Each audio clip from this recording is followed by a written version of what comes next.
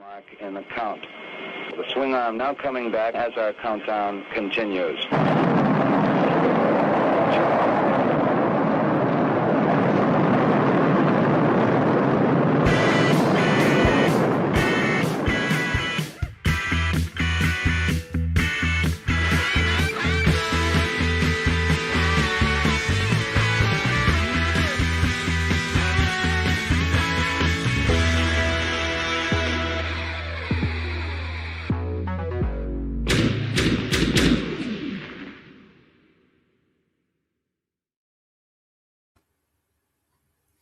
Good afternoon, good evening, whatever makes sense for you. You are here on the Brick Something News on a beautiful Sunday afternoon. Happy Mother's Day to the mothers in the world. And I hope everybody got to spend some quality time sometime this weekend. I'm giving myself that grace with your moms or the moms in your lives. So happy Mother's Day to you guys and your mothers. I hope it was all great.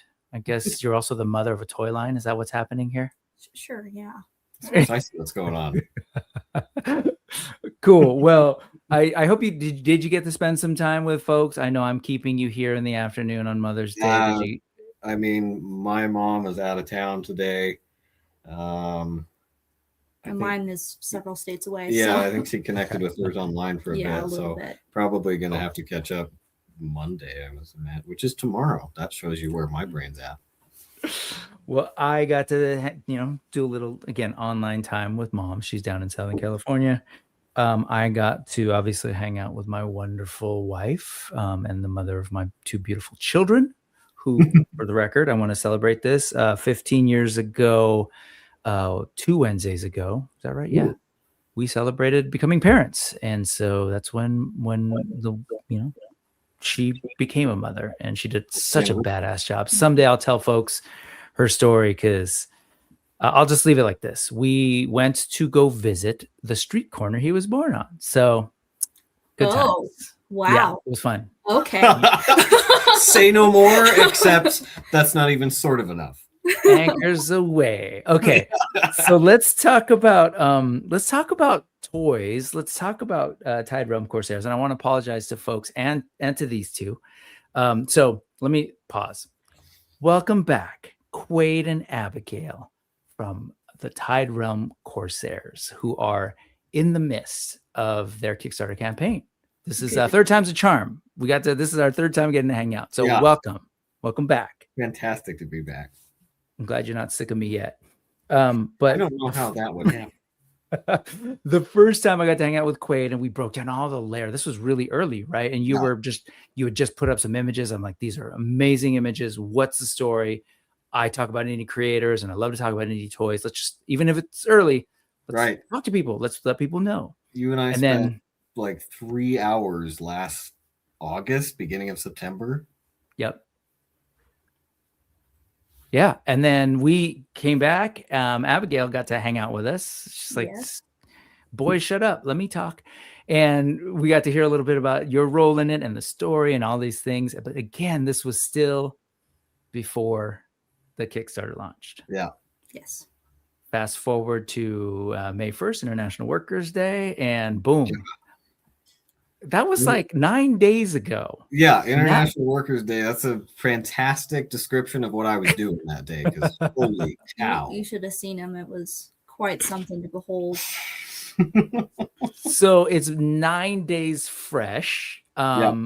And so, but we're pretty far in. I'm looking at it right now, $125,457 at the start of the stream. We're shooting for $150,000 to unlock the campaign and then to start shooting towards those stretch goals. Yep. This is early and this is fast and this is awesome. How are you guys feeling? What's the reaction? Oh gosh, I just about broke my neck trying to make sure that it ran smoothly day one. There's no amount of prep work that you can do for it to move that quickly. I had graphics ready for when things unlocked, but not organized to the effect that, okay, I have minutes to do it. So it was absolutely phantasmagorical to watch it go that way within the first couple of days. But I think we slept 20 hours straight yesterday trying to from a week ago. Yeah. Fantastic. It was crazy. So yeah. Were you both like, were you watching the thing as it went, like in real time? You have notifications going on, or you just doing yeah, okay. My phone didn't, well, because everything on Kickstarter is manual, as I'm sure you know, so it takes it's a Herculean effort to make sure that everything is updating accordingly if the speed requires such, and it certainly did. By the time we had gone through half of our unlocks by the first 5 hours, which was astonishing. Yeah, so like you mentioned it, you flew by it earlier. You had all the images, but you're like, you weren't expecting to unload them all in the first couple of hours. No, like you thought it would be a while. Half of my graphics were completely rendered obsolete within the first couple hours that I had them ready. So it's really yeah. We were expecting to get some of those unlocks by like day 2, so very different than what happened. Yeah, and we'll talk a little bit more about that because it's clear to me from what you've shared, like how much prep you all did prior and how you sort of thought about the campaign and worked with the horsemen to think through the campaign and other folks, and just like, and it was great. Like, you know, so sure, you weren't expecting to have to unload those graphics so quickly, but you were ready, and like, you know, and it paid off. So congrats. I know we haven't unlocked it per se, but congrats, because it's actually been really great to see in the progress. So it's been an astonishing reception from day one, and of course we've been working our butts off to hopefully facilitate that as best as possible. But that credit still goes to everybody for showing up and continuing to show up, and the fact that we are 80% funded in a week and a half. That's, I don't think it's unprecedented by any stretch of the imagination, but it's so much more than I anticipated as an individual. Yes. Yeah. And, you know, I think it's really important to say too, because I have covered a lot of indie toy lines who have been developing and did the crowdfunding thing.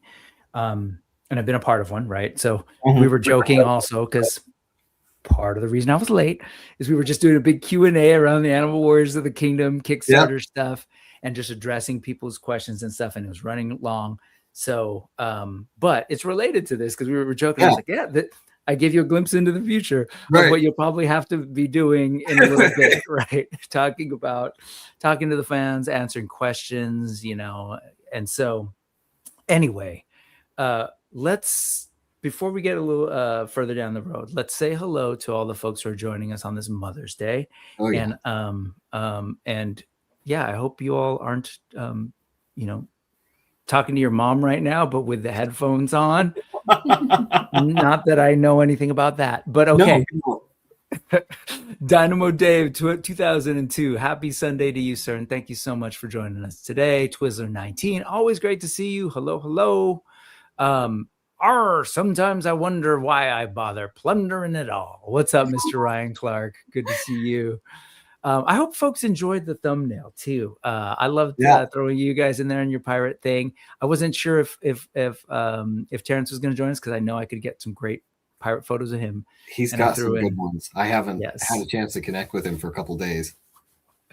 Well, I threw in my old, I think that was like 2008 Halloween or something. You showed that to me like last year. Last time. Yeah. I was like, it'd be weird for me to be like regular dude while you guys are all pirated out. So this guy, I love this guy. What's up, Blake? Recon Rage. Good afternoon, man. Good to see you. Good to see you, man. He's got his big show June 13th and 14th, the Pacific Northwest Legions meetup. Will the campaign be over by then? The campaign will be over just about a little under a week. So hopefully folks can celebrate up there what you all were able to achieve. Art G, what's going on, man? Good to see you. Love you, Art. Ahoy, me mateys, says Larry's Geeky World. They're going to make me do the voice. They're not making me. I'm, whatever. Nobody's got a flintlock to his head. He's here for it. That's what he's done for. It's at my back. A really short pirate. Mythic Dolphin Tiffany, great to see you. Hi, all. Let's go. Amir Kaspar, what's up? Pirates. Let's see. Oh, you're his. Never mind. I was like, oh wow, she's in. Not Constantinople now. It's Istanbul, not Constantinople. Yeah. Let's see. Shout out. They might be giants for my old people. Adam Power. What's up, man? Good to see you. Is helping out. You know, but for folks who don't know, he's also helping out with Rise of the Fifth Sun, another awesome Kickstarter indie toy line, working, with the Circles of the Four Horsemen, etc. So I'm just saying, I think that's where I was going. I've in my brain, I've kind of said like, this is almost like this next wave of indie Kickstarters. Like we've gone through a couple now, right? Like, and so I've always wondered like, how will this continue to go? Because there's so many great toys out there, right? There's so many Kickstarters. But what's happening with your Kickstarter campaign right now, I think, is a testament to like the people just want what they want, and people are ready for something different, and that's what indie companies are offering. Yeah, it's awesome. And sorry, he was doing the what because of my story about my kid. No, my child's name is not Laguna in Linden, San Francisco, but that is where he was named. Let's see. Happy Mother's Day. This is Tiffany again. She just wanted to say hello. Tiffany's rad. She's like a big Kickstarter indie toy fan and backer, as you know. You got to meet Tiffany at Legion's Con this year, I think? Or no? I assume that I did. There were so many faces in front of me, and all of them were new, but I would assume that I did. She's all over the comments section in Kickstarter. So Yep. Iz wants to know, where's your puffy shirt? Come on, dude. That's what I'm wondering as well. Nobody sent me one. You need to look like Prince. Doc D-Rock 812000 or Drock 812000. He was all in as soon as he could be. Very excited, which I think is awesome. Folks, again, we'll talk more about the Kickstarter in a second, but like there's no reason to delay, and clearly like a lot of people aren't. Most people don't. The faster you do it, though, the faster we get to those unlocks and get to see everything. So there's still more to see. Nolan is here. What's going on? Great to see you, Nolan. Adam Power Channel again. Look at this guy. He's number 500. Is he really 500? Oh my gosh, we hit it before we even could jump. I was gonna say we were one backer away from 500 before we went live. There you go. Congrats, Iz. I was bummed. You guys launched it pretty early in the morning, and I was just doing my thing. And I wasn't number one. I wasn't anywhere near number one, but how to be early. It was like Nico. By the time I was up trying to. Your time? Yeah, I had to get up at 5:30. It launched at 6 our time, so it was early. Yeah. Especially no sleep. Yeah, I didn't sleep at all. You'll sleep later. Yeah. Nico Verano, Philippines. What's going on? I'm assuming that's what the PH is. What's going on, Nico? Hey, look at this guy. Ahoy, fellow kids. I love that. Let's keep each other young, Trevor. What's that? I think I know that guy. Yeah. Oh, you 100% do. I thought you young folks were commenting on the fellow kids because he and I are of the same vintage, and you guys are of a much younger variety. Younger vintage? Is that a thing? Yeah, I don't know. No. Yar, har, fiddly dee. Being a pirate is all right with me, says Fortress Madam. It's good to see you, man. Thanks for joining us today. Actually, this is super fun. Keep them coming. Spader One McDysentery is here. Fortified with vitamin ARG. Gotta keep off the scurvy. Let's see. Who am I missing? This guy, Thanos. It was great to see you today, man. Both in the AWOC and here. I know you've been busy with work and stuff, but welcome back, sir. Thanos is the reason I did this show, by the way. Really? He was like, why don't you do that show more regularly? Okay, Thanos, I will. I will. Tomas, ahoy, mateys. What's going on? We are now, according to Nico, at 125, 512. It's going up. That's all that's Iz in there, and that's other folks. I love it. Red Exomac, what's going on, man? Glad you could join us today. What is the thing? Number 37. I thought you were just showing off your age, making me feel old amongst this company. Yeah, okay. So the people are sharing their numbers. Let's go. Twizzler 19, number 37. RG, number 30, within a minute. So there was people sitting, waiting. I was gonna say, for anybody that was there the minute it launched, I saw you guys and watched you within seconds of hitting that button. I was looking at the number 9,000. It just, people did not wait. Gotcha. Yeah. Good job, though. Good. I mean, they're like they're buying hot tickets, man. Oh, Nico, gotcha. PH for photography, not Philippines. Sorry, I can't help it. I just see it. I was gonna say. It's in the genes. Let's see. Backer 455. Cool. Relatively newer one. Probably in the last couple days, I'm assuming. TK Storm Geek Room. Good to see you, or maybe even like within the week. That's awesome, man. And okay, thank you for clarifying. I'm 10 years old. At least we know. No, I'm going to be 10 years older than you. All right. Let's talk about this thing. How do I do that? Over here, I go, oh, I should enter the studio. Before I do that, so we're talking about the speed. We're talking about all of this stuff. As far as like the setup, we were talking about how much you prepared. How long had you sort of been actually in the Kickstarter interface setting up? Just to give folks a good sense of how one might do a successful, well thought out campaign. Well, I was hoping this might be a funny answer. Go ahead. Yeah. Here's the short answer. You'll have to quit your job if you want to do it. You have to quit your job.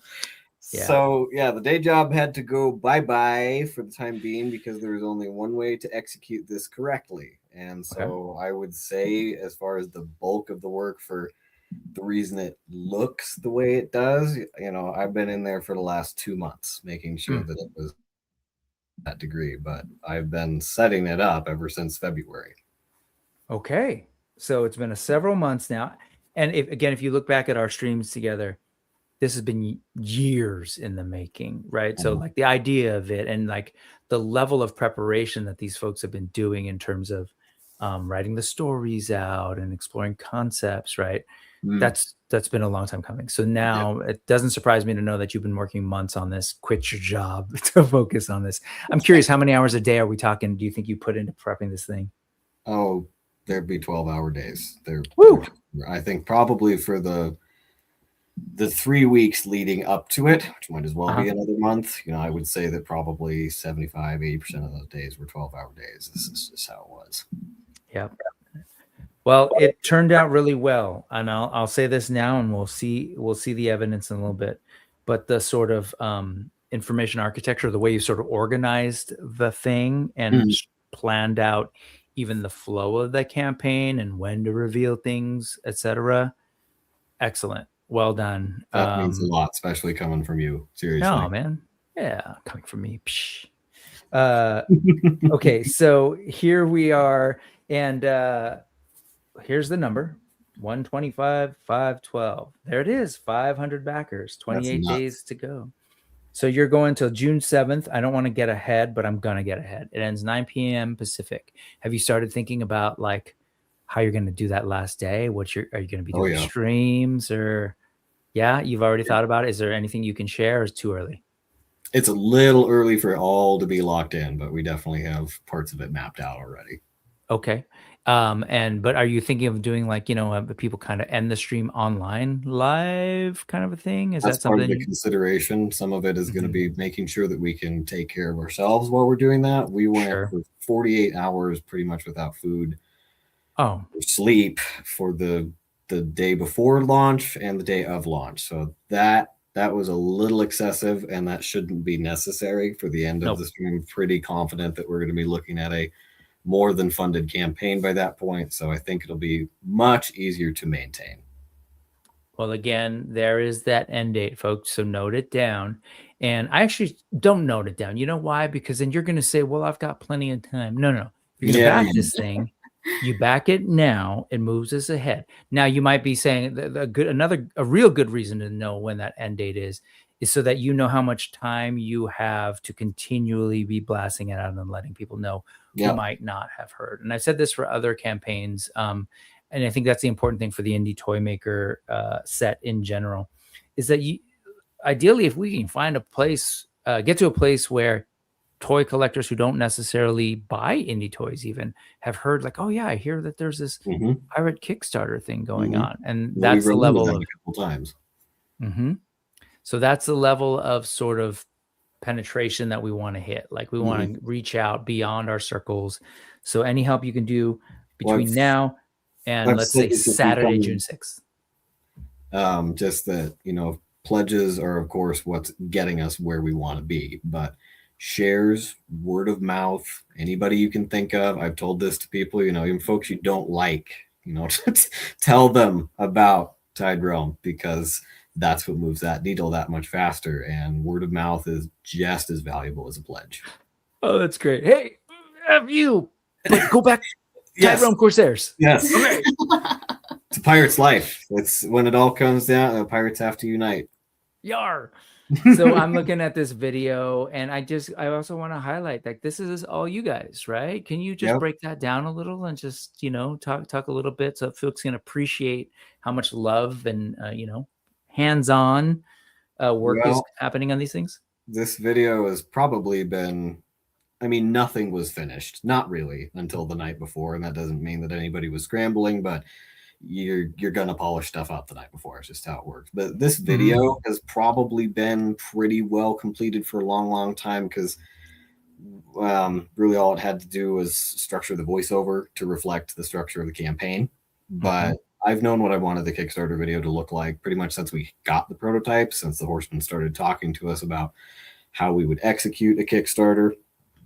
And to be fair, their advisement of how to do this has realistically been relatively limited. That they are running their company, they have stuff for them to take care of. So a lot of this was still very much making sure that we're covering our ends and learning what we need to learn ourselves. But there are some points where they were invaluable, just with knowing how to jump into it practically blind for the first time, and having been there themselves doing it for the first time. That was extremely valuable. But anyway, just the video itself, I've always had a really, really good idea of what I wanted to say, what I wanted people to walk away from when it came to, hopefully, some of folks, this is the first time they've seen those figures, like what we're looking at right now. I always wanted some of the process of the horsemen themselves working on them, and we fit that in there.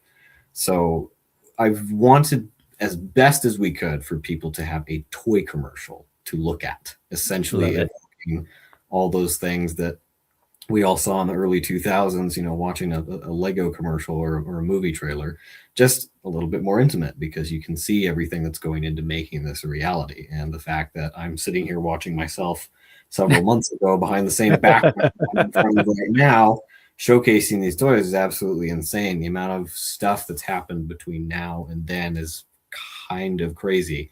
It feels like it's been forever, and yet it hasn't. And everybody's shown out in droves. And this video is very much a testament to just how much work has gone into it. It's about 3.5 minutes of just pure love for what we're doing.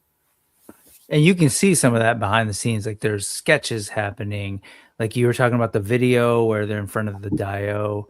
Like, based on our last conversations, Abigail, can you break down like what work you did on that too? Just to give like, I love this story. Like, I've been the editor a lot. Quaid will come in and say, "Did I spell everything right?" As far as I can tell, yes. She's still not giving herself enough credit, though, because half of those dioramas on that table, I know, that's what I'm waiting for. I mean, we both did that work. Yes. She did some really, really, really heavy work, especially on Charybdis's diorama. Getting those colors locked in was mostly you. Well, I suppose. Yeah. And I do enjoy that process. I've never worked with dioramas before, so I think I actually prefer it over things like sketching, just because it already has a shape. It's a little bit easier to visualize what you want. Mm-hmm. You're working on the dios was fun, and that took just as many months as everything else did. Giant pirate ship for some of the first photos, that took 3 months to complete. Almost about the same when it came to the dios for Legionist Con, and now we have some really awesome fans that own those and are just probably biting their teeth waiting to actually put that action figure on that diorama. Right, yeah. I've got Junkion Crafts and Builds chiming in, saying, I'm proud to own one of those awesome dioramas. Good old Mike. Love it. And he just wants to shout out the world building that Quaid has made is just awesome. So 2 shows ago, we talked all about that, and you shared like where this all came from. And then the last show, you revealed some of the stuff that is now in the Kickstarter on the gods and the larger world. Can we start there? What's the, like, I don't know, the 30-second or 60-second pitch of like, what is the world that these awesome figures live in? Tide-Realm Corsairs was originally crafted to be this epic, gritty sandbox play pirate world. You're meant to bring yourself to it. That's why these toys are kind of designed as a blank canvas for everybody. We were very admirable of what horsemen do with their toys, and wanted people to have the same level of freedom when it came to storytelling. So it was always toys first before story came into play. Once these characters and how that they were being expressed came into being, the story wrote itself. And this kind of old-timey age apocalyptic world of, it's right there in the bio, war-torn marauders that have emerged out of this god-forsaken land that has had all this divine influence for forever, and suddenly it's absent. And the men and monsters of that world have to define themselves within that, and it means to function within that world. Yep. It's great. It's like, that's a log line, right? Like, okay, now I'm ready to immerse myself in this world. Yeah. We see the figures. I am definitely the type of person who comes into things mainly based on the looks, the visuals. So when I immediately, like so many people, saw your first prototypes, and I'm definitely one of the typical folks who gravitated towards our skull friend, right? You shared that last time. You're like, Deathmoid is clearly the standout, like popular one based on those early social media hits. Yeah, that was me, right? I gravitated to it, and I'm just like, that looks cool. I didn't actually need to know more. I could tell it was a pirate. I could, this world, and boom, I want these figures. Well, that was the goal, and I'm really glad it landed like that, because those sculpts are supposed to speak for themselves. And we know this. That's how people came across Masters of the Universe back in the day. There was no cartoon before then. So much of like how this works. So that's awesome. And this piece too, I want to highlight because it says brought to life by the powerhouse team at Four Horsemen Studios, who you've mentioned a couple times. I've said here repeatedly, like they really helped kick off this adult collector market when they were working with McFarlane. And then they've really helped shape what indie toys and the indie toy community looks like through their work with Mythic Legions and all the lines before it and everything that's come out, right? And so we go to Legions Con. You guys were there last year. Didn't even, like, you've had your prototypes, right? So this notion of like, yeah, we want to talk about our toys, but we also want to talk about great toys in general. Yes. And so you were there, Brutal Realm was there, Animal Warriors of the Kingdom was there, Galactic Valor, Meta Travelers. Like all of these folks are there because they've created a space to celebrate indie toys in general. Yeah. And now you're here. You got to work with them to develop it. So if there's astonishing, just seeing, we had a really cool call out yesterday from Robo Don't Know. He talked for several minutes about the Kickstarter, and I was able to shake his hand in person and give him the 30-second breakdown of it while he was there. That was really surreal, just because I think, as people can tell, I'm not all that vintage, so I have spent some time watching some of his reviews, and to be in front of that person who I've listened to so often, have, so many funny diatribes and isms about all his Star Wars reviews, and then be presenting him my toy line it felt that way for everybody at Legion's Con, but there were several names that just put the nail in that coffin, so to speak. Like, I can't believe I'm standing right here telling you about this world I've made. It's an honor. Well, you've made a cool world, and you're working with really great people to bring it to life. You're looking for investors, essentially. That's what Kickstarter backers are. Yeah. And we're here to help because, yes, ultimately we want to buy figures, but we also want to support early to actually make these figures a real thing. So I think it's huge for both you guys and the Kickstarter backers to remember. Like, it's kind of cool that we're part of it and we're helping make it happen. Well, it's a completely different emotional relationship, not only with the product, but with the creator, and being able to shepherd them through the whole process of bringing it to life from step 1 to step 300 by the time you have a polished toy in front of you.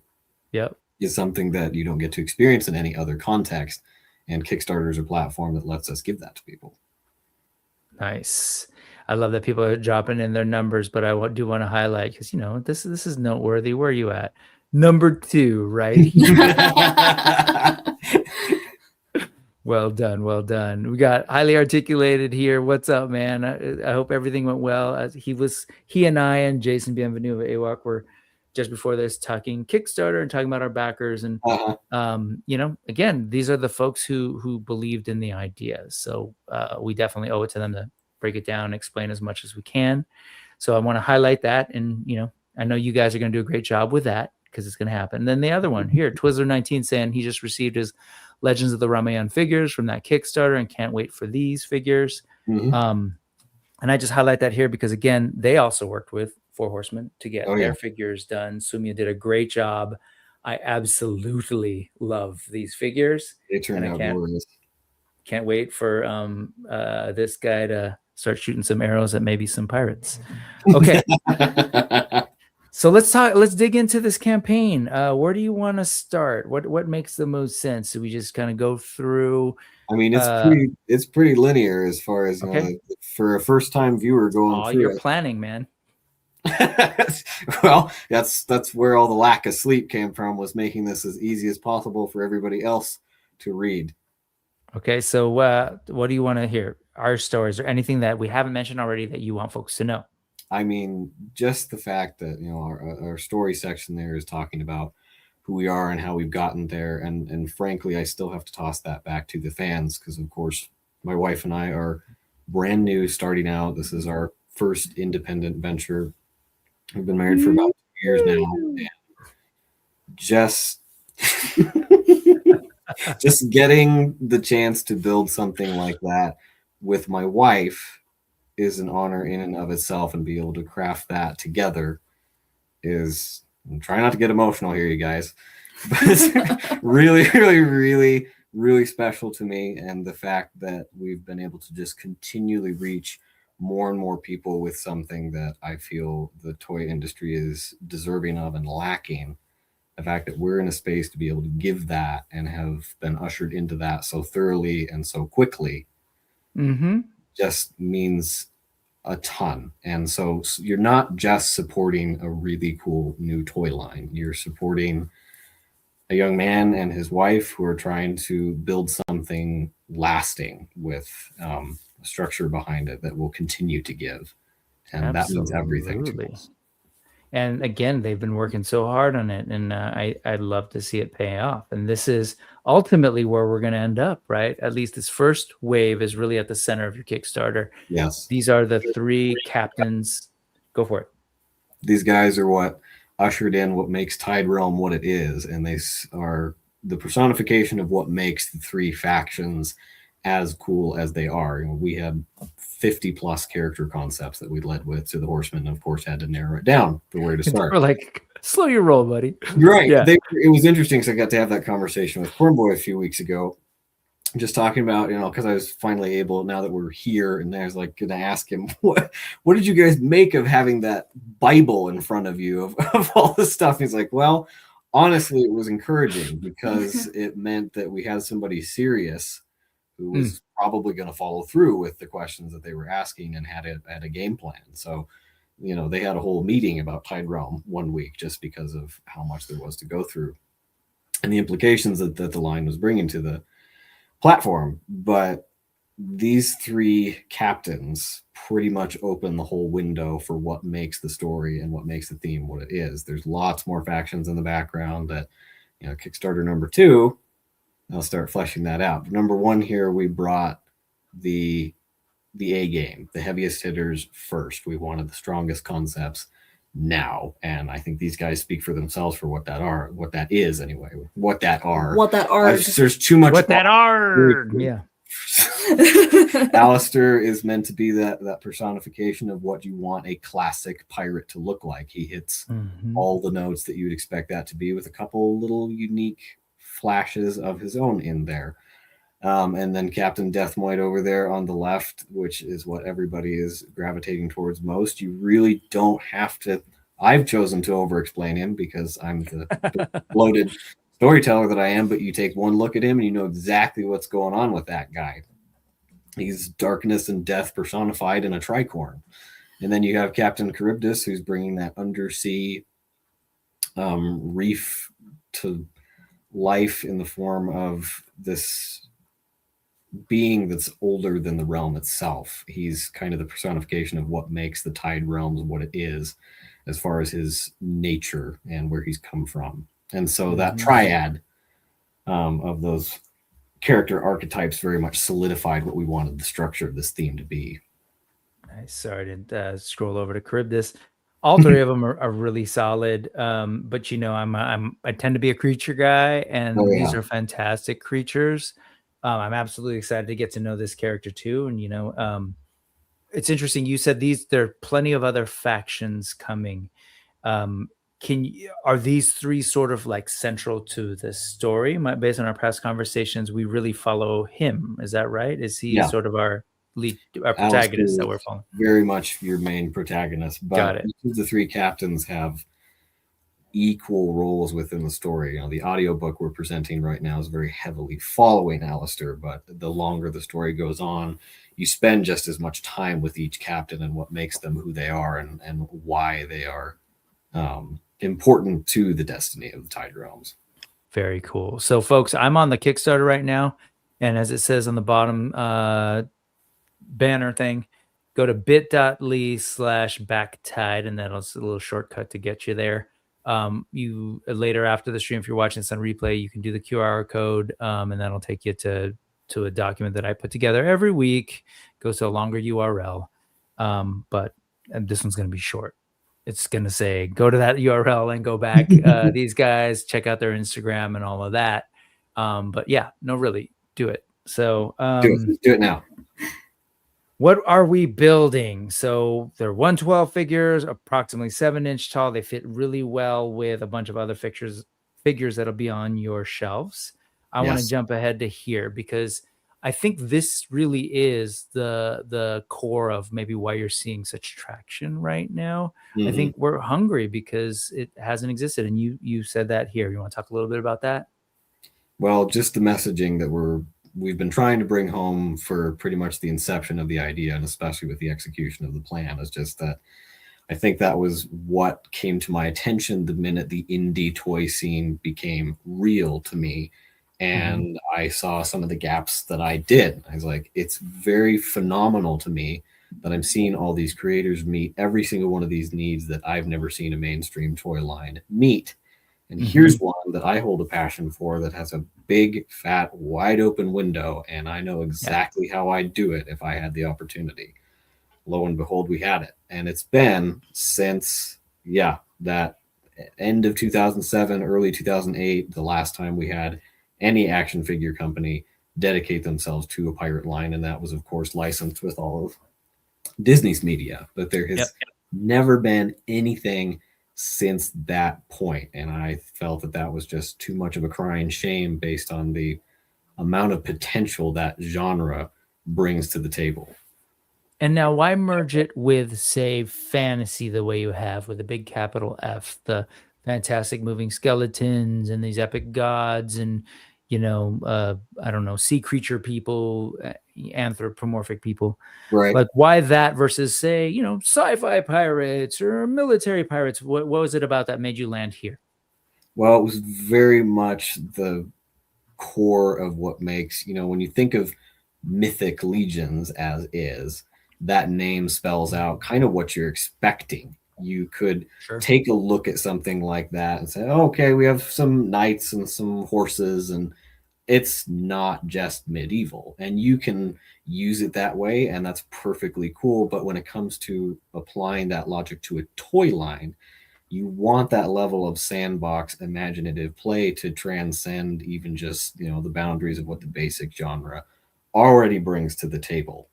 So it was very much a choice that was done specifically because it was a product line. If it was a video game, which I think this would fit spectacularly within, you know, there's a couple different ways you could execute it that don't necessarily have to be as fantastical. But Tide-Realm is executed the way it is because it has room for all of those tropes, everything that you would expect from a pirate genre.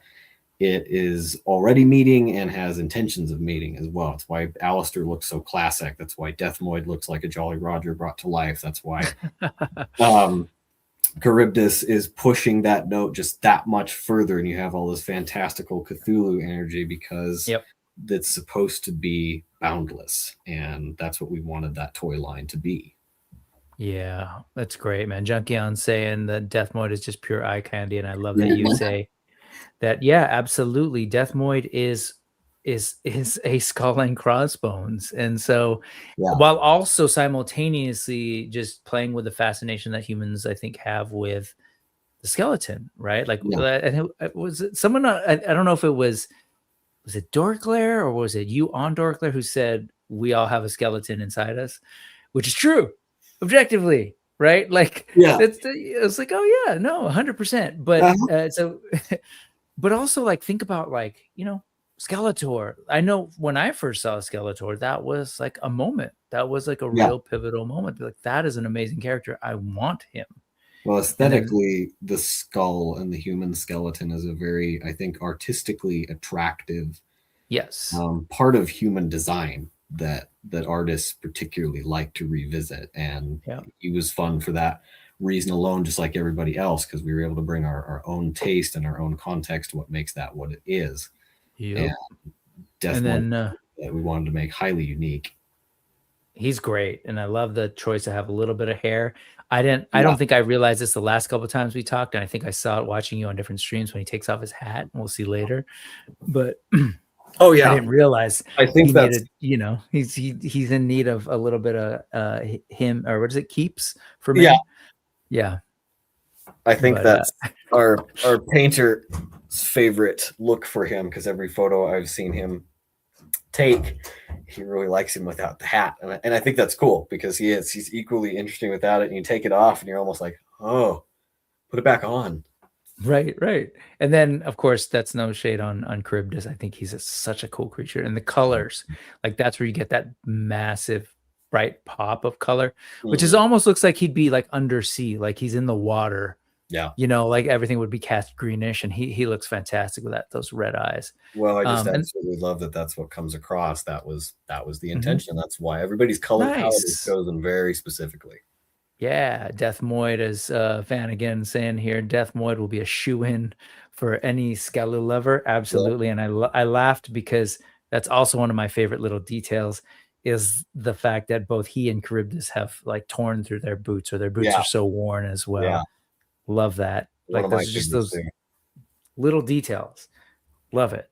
Added a new part where you could have gone with a boot, but no, I get it. I love it. I appreciate that you did. We went back and forth for quite a while as far as how much tooling to save, and of course that's reflected in the funding goal, but we just didn't have very much interest in having this kickoff be soft. Essentially, we wanted each of these characters to be as unique as humanly possible, and so the amount of tooling they share is only substantial as to what's required. Everything else is prioritizing making that character as unique as humanly possible, which is why everybody's got toes.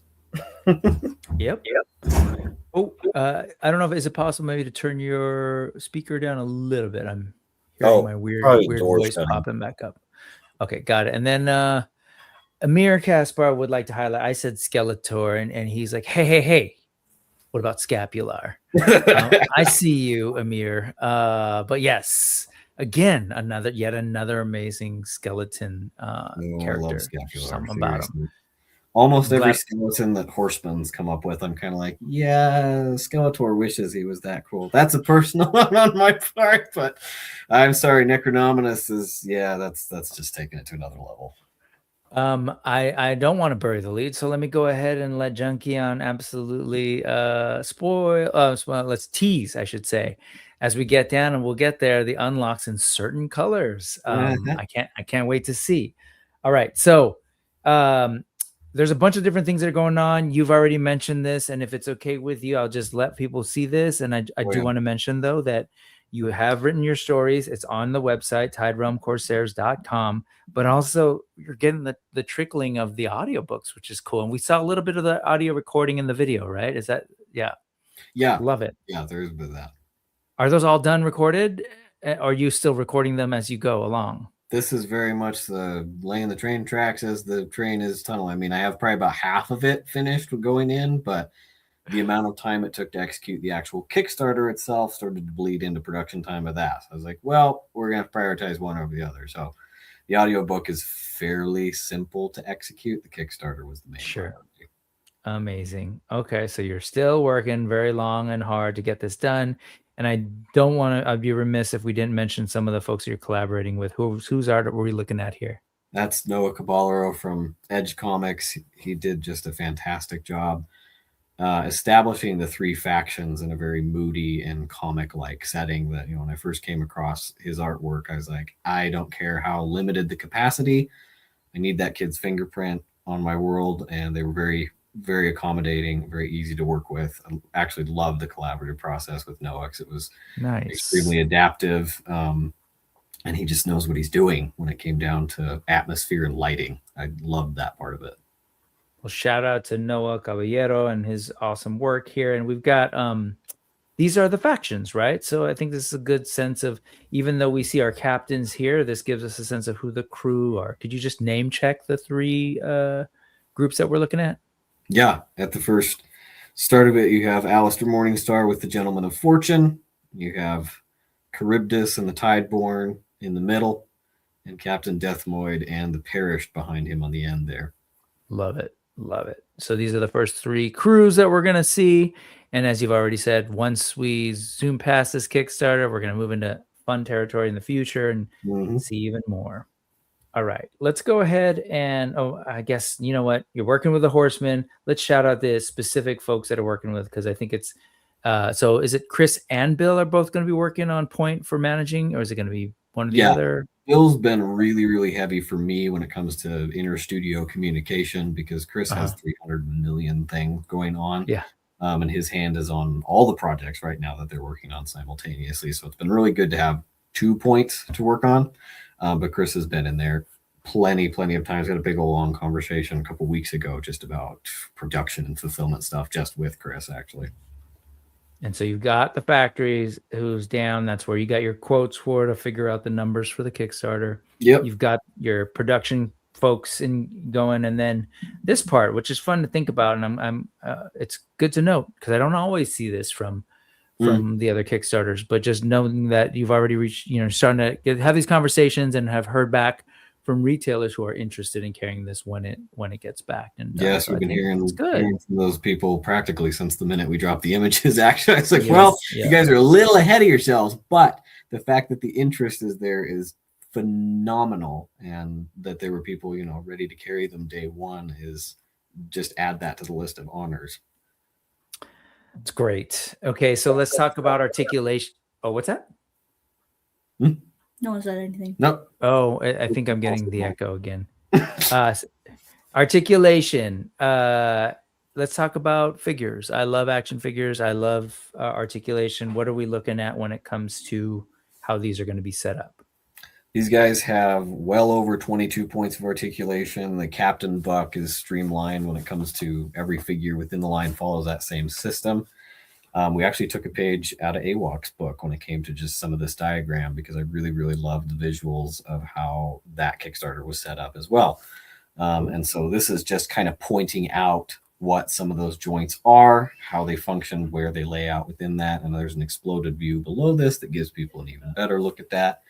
And when it comes to a lot of this engineering, there's stuff that's going to be pushed even further when it comes to production. Those cut lines or something at a prototyping stage where, the Horseman's method anyway, you start with a blank sculpture of the character and then begin to apply those cut lines of how that engineering works. And once you move it to the factory, that engineering gets pushed even further. And so some of the things you see on the points of articulation with these images, these are as flexible as that 3D render gets.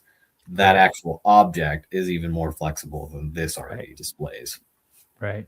It's not necessarily rigged in the same way to have the same joints and the movement, but this does give us a sense of positions and angles and stuff. Well, one of my favorite conversations I ever get to have is with Bill on a weekly basis. And we talk about working out tolerances and joints things. And a lot of the questions I had with our first production meeting was, I have this, and this priority and this concern about making sure things handle in a certain way, and we've been able to meet that with the factory already before we've even cut steel. There's a lot of joint tolerances and execution as far as where additional points of articulation will be able to be implemented once steel is cut.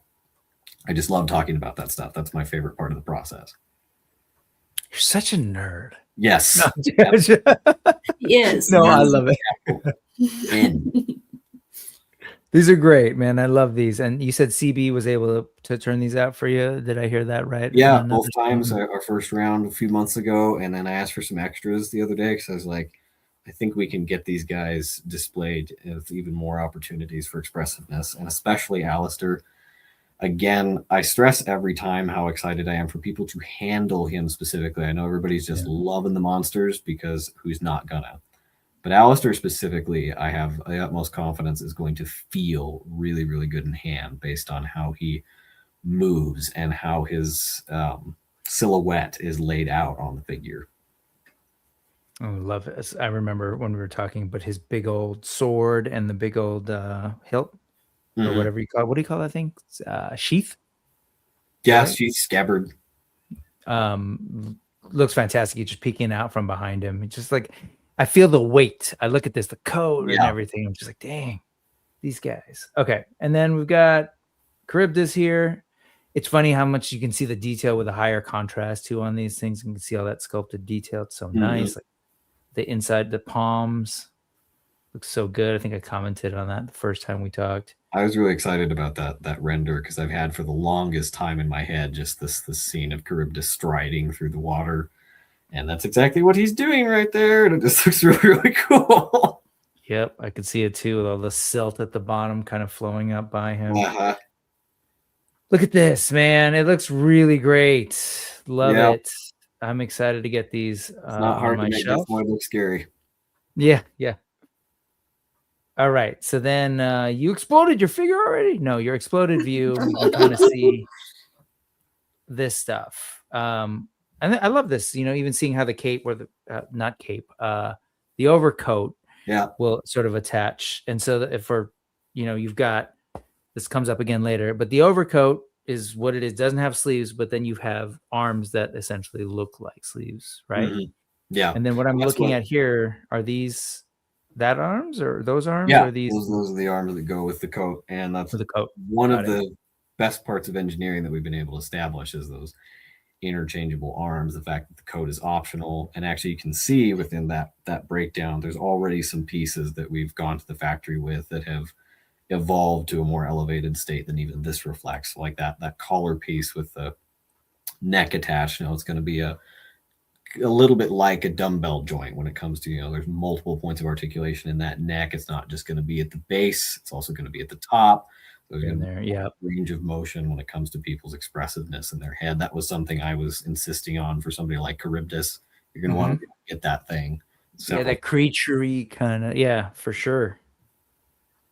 Love it. So is the ball joint at the base of the neck, what I'm looking at here, I know you're saying they might have evolved. So this whole piece with the collar comes out. So there's potentially, you could reuse that, I guess, with a person who had maybe more of a chest or something versus. Yeah, it's very much serviced itself when it came to making sure the characters were unique. That's actually probably my favorite piece of engineering that us and the Horsemen figured out how to do, because for the longest time we thought that piece was going to have to be all one unit. And we were trying to figure out how to reuse the human neck for everybody, and it wasn't working. And once we stumbled across getting that neck insert, it opened up making the captain body work several different ways that I actually haven't seen too many other action figures use in the way that this is making that work. Since we're looking at this with the articulation, and then we were commenting earlier about the quality of the sculpt, Fortress Madamus has a relevant question for the crew. What was your approach to balancing our articulation versus detail? Is it more important to look good or to move good in terms of your philosophy when you develop these? You can make an action figure look as pretty as you like. When you get it in your hand and it doesn't feel good, it does not matter how it looks. You're going to want a nice toy to handle. And so there's a balance when it comes to the character you're working with and making sure that within, realistic execution. You're not compromising that sculpt in ways that just makes for an ugly looking toy. That's a balance that is an art form in itself. But especially from a quality control standpoint, there are certain joints chosen for these guys specifically because they're going to hold up over time better than some other ones. And then there's other ones that are chosen specifically for mobility. And then, like I said a second ago, ones that are chosen for durability. So it is an art form in itself, but I personally am always interested in the toy feeling good even before it looks good. Well, I'm fixated right now on these legs. So is this a swivel here? Yep. And so will it swivel at the knee or no? Yeah, it will. So you got a swivel here, you got a swivel here, and you've got the thigh swivel. That's a lot of swivel. Okay. And then which it's a lot of fabric too. So the positioning, I could see that working out really well. And then over here, is this kind of inside so that it'll swivel around this piece as well? Yeah, and that's to make the hip mobility as much as possible because since he's not like a transformer and you're not able to essentially cut that booty into pieces and make it, move backwards as far as you like, because the whole cheek isn't going to follow the sculpt like that. Right. That's to make sure that hip can actually get around itself, because these, of course, they don't have the level of mobility you'd need for something like a drop down hip, but we want to make sure that they get around themselves. You're not fighting with each other. The hips are one of the most important features of an action figure. If you have bad hips, you have a bad toy. And so that's something that we've touched on multiple times. That's great. Okay, cool. And I love that you addressed the pirate's booty. And then at the waist, is it a swivel or a ball? Currently, it is a swivel, but we've talked with the factory several times, and it's entirely possible that may evolve. One of the things that we've looked at with the hip joints, I anticipated them being quite similar to the way a Legion's hip adapter essentially works, but this pelvis is very different than that. So it actually looks like we're probably going to have solid ball joints, and that may lead up into the torso, allowing for not just an ab crunch, but also a ball at the bottom of that. It's going to all come down to durability. So if there's too many joints clashing with each other, making mobility almost too easy and hard for the figure to hold up its own weight, and you're always going to have to make sure that you choose the right joint to adapt with that. So we have options, and it's all going to come down to what handles the best. Okay. Well, there's a TBD. We hear kind of the intent. Real quick though, what are these overlays going over these softer durometer? Yeah, so that's very similar actually to what people see with the Knights. And again, a lot of the inspiration for the sculpt came from Jacob Marley. So those are all flexible pieces that, get right out of the way when it comes to those hips moving forward. And that rib cage is an overlay. It just fits right over that torso. And it'll probably have a little flex as you engage the diaphragm too. Yep. Man, it's like you guys know what you're doing. No, it's really cool. And I love seeing this too. So I'm assuming this is just glued in, but it's just showing the parts of the tool. Yeah, chances are Charybdis's head is actually going to, as far as the assembly breakdown goes, maybe even be a little bit more complicated than that, because I was talking to Bill a few weeks ago, and his head is solid. It's a large piece, and I want to make sure that the weight is balanced on that. I'm not really interested in people coming to their Charybdis a few years later and seeing his neck sagging because he's got that big old head. So chances are, that large dome that he's carrying in the back, that piece may end up being hollow. We just want to make sure that it's not too heavy for the character to handle long term. Again, my initials are QC for a reason. Quality control is where my priority comes long before even paint apps, even though paint apps are equally important. But again, you want a nice feeling toy above anything else. Love it. Okay. Well, I mean, this all gives people a good sense. I'm sitting here and there's a lot of tooling. There's a lot of parts. There's a lot of tolerances to figure out. And so I say that because I think you're meeting the challenge for sure. But also it makes sense as to sort of what people can expect in terms of like how much this stuff is going to come with and how much the figures are going to be and all of that kind of thing. Because it totally makes sense, I think, once we start talking about numbers. Can you share that at this point? Give us a sense of like what it might be like if I was, say, just wanting to back Alistair, and give people a sense of what one figure is like at this point. As far as the budget Cost. goes, or just, Sorry, as far as cost for if I oh, wanted to back, if I just wanted this one figure, give people yeah. a good sense of like, yeah, how much that costs. Sorry, that Well, was we poorly wanted to worded, make but sure that the cost was comparable to everything else already on the market, and so that right. $55 mark was as low as humanly possible that we could make it when it came to achieving this tooling correctly, Mhm. and cost efficiently.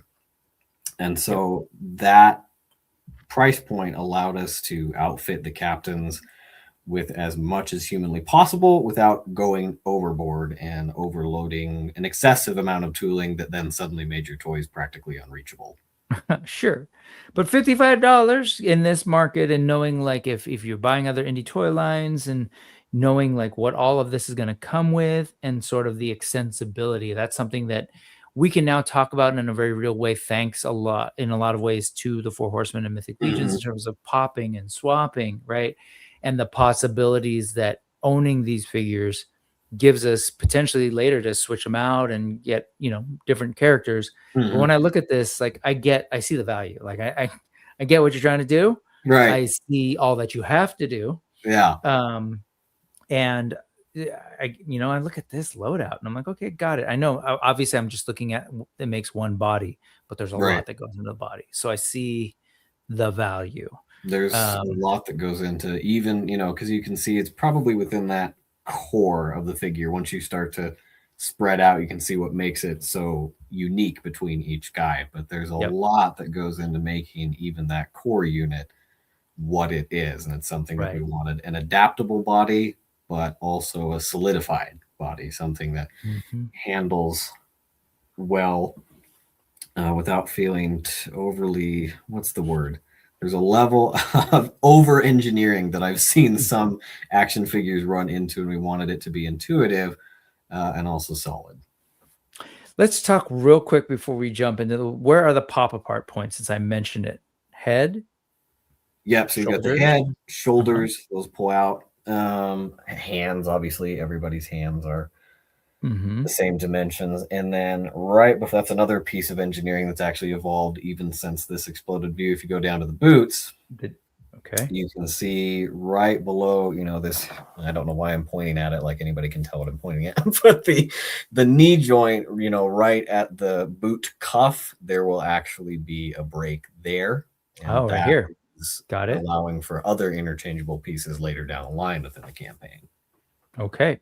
So the boot cuff will separate from this knee, and then this also separates, or no? It does not. That should still be the swivel point as far as up inside. It's a swivel, but will it separate or not really? No, not there. Yeah, it'll be at the boot cuff is where. So a boot is a boot, but it'll swivel. And okay, got it. So there's a couple different places where you can mix and match, and we'll see that in the campaign because you're doing that. Again, I mentioned, being able to see these next to our other toy collection helps. I know this is a big thing for me. There are some characters that I love, some figures that I love, but they're done in a way where they're just not compatible with the things that I collect. Their heads are really small and they just start to look a little funny. Well, the proportions of a Marvel Legends and a Black Series is just, it's apples to oranges. It's not even the same type of product at this point. Yep. So obviously you're showing a lot of Four Horsemen stuff because, just that you're working with them, and I get that sort of. They fit in spectacularly well with a lot of their artistic approach anyway. And I think the pre-launch page, maybe I should put that back in there actually, but we had Charybdis next to Koi, which was just a perfect comparison because very much fitting right there in with that line. For folks who are collect other lines at all, is there somewhere else that's not necessarily on the Kickstarter page, like on your IG or anywhere else, where they might see other figures next to them?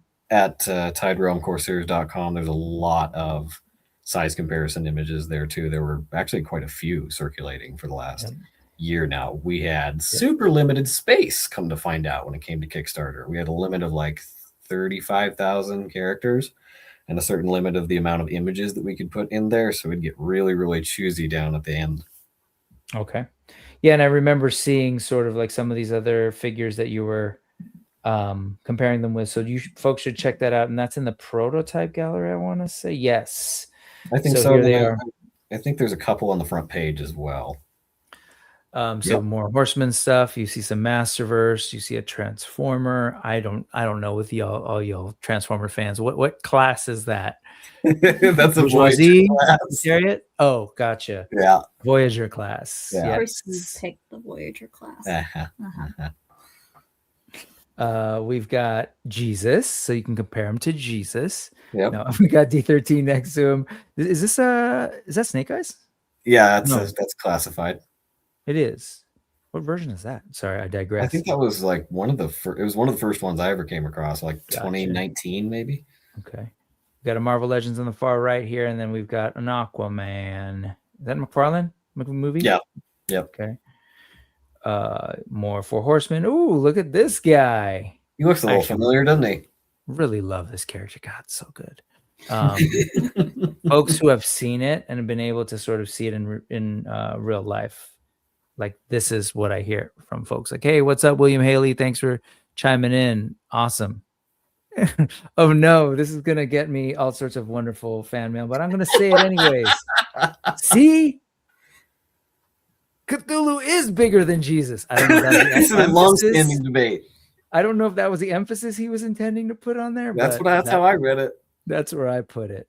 John Lennon and Cthulhu. Okay, so back here. All right, cool. So now let's talk about. Is there anything you want to quickly say about the Tide? Because I think people want to see these awesome, like these options that you've got. Oh yeah, people are waiting for the toys. I mean, the map has circulated several times. We've been able to polish it a little bit since then, but that is very much what's kind of solidifying that storytelling. And the map is a big part of what makes the pirate genre what it is. You'd kind of be remiss if you went without it. Yeah. Now, I love this. We talked about it last time, but there's such, like, if you read through, you sort of read the little things like the Maw of the Abyss. I mean, my brain goes to fun places. So I can't wait to learn more about these They're things. supposed to be very evocative. And despite the fact that there's, in-world explanations for why those are the way they are, they're also supposed to be able to, tag on your own meaning to them. That map is for you to explore as the fan. Right. Which is great. We should all try and find it. X is in there somewhere. Mm-hmm. So we're here. I'm going to go ahead and pause here because I appreciate the humor. Adam had to take a call, so maybe he missed it. These deliver by the end of the year. Is that right? Poor Adam. Right. Absolutely. Yeah. It's complete. It's A1 as far as please learn from the mistakes of others. Shh, don't stop. Shh. Okay, so here we are. We're looking at the figures. Let's talk about like what options people have to back. Sorry, I don't want to gloss over it. These are great photos, and you took these. Is that right? Yep. That was from a diorama I was sent by one of the folks at Foam Formers, created by the name of That Guy Customs. Created that, and it's one of my favorite photo shoots we've ever done because we were able to use these prototypes that are, of course, non-articulated at this stage and very, very difficult to adapt to an environment simply because they have one movement, which is this. And so getting them to adapt to scenery and look like they're playing in it in real time was a challenge, and something that this diorama specifically opened up a couple options that I didn't have before, and it was really, really fun to make that work with these guys. Yeah, I don't know that Trevor's here. He was on the stream earlier, but he's like, yeah, thank you. And he's feeling a little vindicated. These are not easy to take pictures of. And he does such a great job, as did you. And all the little details in the back. I mean, that's as much as I think that Alice is looking great. I'm like, what is going on here? What is that? Really well done. The storytelling is supposed to be trickling through every image. Who did you say? Foam Formers and... That Guy Customs. That Guy Customs. Not that guy. The other guy. That guy here. Because I love to share, and so definitely look. I'm going to follow. Head over to That Guy Custom. That Guy's Customs. Adrian. Is this the right one? Mm-hmm. You got him. Okay. Look at that. Look at that art. That's dope. But I digress. Go check it out. Oh, awesome. Okay. There it is, right there. Love it. Shout out to That Guy's Customs. Adrian, good to see you. You're good to see your work, get to know your work. So I will be checking that out for sure. Okay. And we've got our photos. Again, I don't want to belittle the photos, but I'm getting a little itchy. I want to know about, so I want to tell people, like, if they're going to back these figures, what are their options? So does that start soon? Yeah, that's right there. That's your menu for Captain Morningstar right there. Got your loadout and your price point. Look at this. And so here we are. And if they want to back for the single figure, $55. Tide-Realm Corsairs. I love it. Look at that. You guys are so organized. I'm looking at the figure. I'm seeing everything you've got. Well done. All the different hands. Yeah, all the questions that people are going to have. Well, what about the weapons? Oh, there they are. Yep. Right there. Oh, I caught something. You don't have the weapon storage on full display. No, I'm just kidding. You know what? Thanks for saying that, because that's going to bug the ever-loving. I'm here to help, Quaid. You can't have it this easy. You can't be this organized. So yeah, there you go. I suppose not. At least it's on the figure at all. Good Lord. No, it's fantastic. You're and I only bring that up because I remember that being one of my favorite pieces, and all the other ones. Like these are big swords. These are like massive, fun, fantasy, gigantic sheaths that one's metal, one's like I love those. I remember the last time we saw them. $55. Do you take doubloons? Is that what this is? We take booty of all currency. Yeah. Nice. Okay, so here we are. Photos. So $55 if you want to back Captain Morningstar, Alistair, who is sort of our character that we follow. I want to get through this, but I'm also like, look at all these details, folks. This is the stuff. All that leather stitching. Yeah. If anybody's going $55, that's an expensive figure. I'm going to say, look at this photo. It is an expensive figure. It's a premium figure, I should say. Yeah, there's a lot of quality going on. The execution. That's something that I keep bringing attention to when it comes to the coats and their level of flexibility. Again, we've talked about that several times within streams and posts. It's always been intended for those to be. Yes, I'll change images tonight. Those function just like the skirts. They're highly adaptable and they function a lot like Jacob Marley's coat does. Sure. Get out of the way. They're very much made to work with your figure, but they're also chosen to be made out of the material they are to keep that leather consistent all through that figure. And that detailing is something that I was very keen on getting correctly. And you see it all throughout. It's another reason why Alistair's so cool, because you can see it so much differently in him than you do anybody else. Very cool. And even if you've seen the prototypes, it's not gonna necessarily be the same as what you're going for, from what I'm hearing in terms of the materials and the paint and how that's all going to work out. So I can't wait to see how these all play out. They're so good. Very cool. And then we've got the Perished. Wait, what did I miss? That's his group, the Deathmoid. That's right. I don't remember the name, but I love this. Thanks, so what's that? It's actually the pendant that Deathmoid has on his neck, doubles as the faction's emblem. And what's the name of the stone that is in it? Is that one of the Oculus is what that object is referred to as. Beautiful. God, I want people to start writing like metal songs with all of the terms and everything. Like it's ripe for it. Captain Deathmoid. $55 again gets you this beautiful. Again, no offense to Alistair, but there's beauty here. And for all we know, this is what Alistair looks like underneath his skin. Don't tell Alistair that.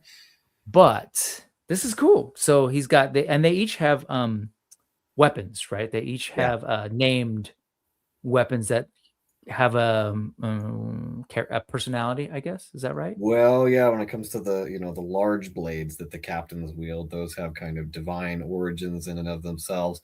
They're obviously designed first and foremost just to be a cool weapon, but within universe they have pretty big implications towards what they are, where they come from, how they work.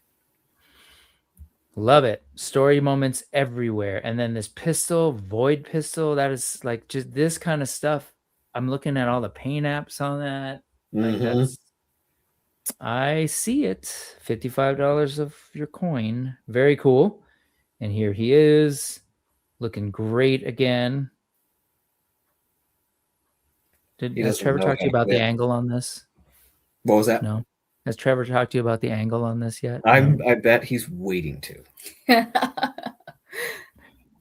This looks great. So good. I got to remember to show you my Lego thing. I'll file that in the back of my head. Okay, let's go to the Tideborn. So the third faction that we get introduced to with Wave 1 is the Tideborn via their captain. And that's this guy, Captain Charybdis, caught between the Scylla and Charybdis. Talk to us about this guy. I mean, his whole aesthetic is, I think, one of the ones that makes people most excited when they run into this for the first time, because how many action figures do you know that have a coral reef growing on them? And his weapons are a huge testament to that. They're asymmetrical on both sides, so he's very organic on every angle. Asymmetrical on both. Yeah, no, I see it. Yeah. And he's got a musket. That thing is incredible. Mm-hmm. And of course, those weapons that are pictured right there, you think about it like a cereal box that's enlarged to show texture. We have photos with them in hand, to the scale that they actually work with. Those are a little large for that photo, but that's to get across all the sculpt and paint work that went into making those so realistic as they are. I love his fingers. I don't think I realized until this very moment that he had less fingers than I do. Very cool. Very, very cool. Let's see. So that's Alistair. Wow, look at that. How striking that head is. It's so cool. That's one of the pieces of sculpt work I'm most proud of when it comes to this thing, because our sculptor nailed that day one. Will these effectively, the ones that we're looking at, these prototypes, will these effectively be the prototypes that you then send off to the factory, or there's sort of a second set? These are them. Okay. Yeah. Are you at liberty at all to share who in the studio worked on them? I don't know if that's a known thing. If Eric you're not, painted them, and then a gentleman by the name of Victor is the one who sculpted all three of these guys. Love it. Eric is just killing it with these, and all the other figures, when they're revealed, like, oh yeah, Eric worked on them. I was like, of course. Like, just so many great things in my collection now. I'm just like appreciating his stuff. Look at that. There's his 4 fingers. Yeah, I don't know why I didn't realize that. I've seen these before, but that's cool.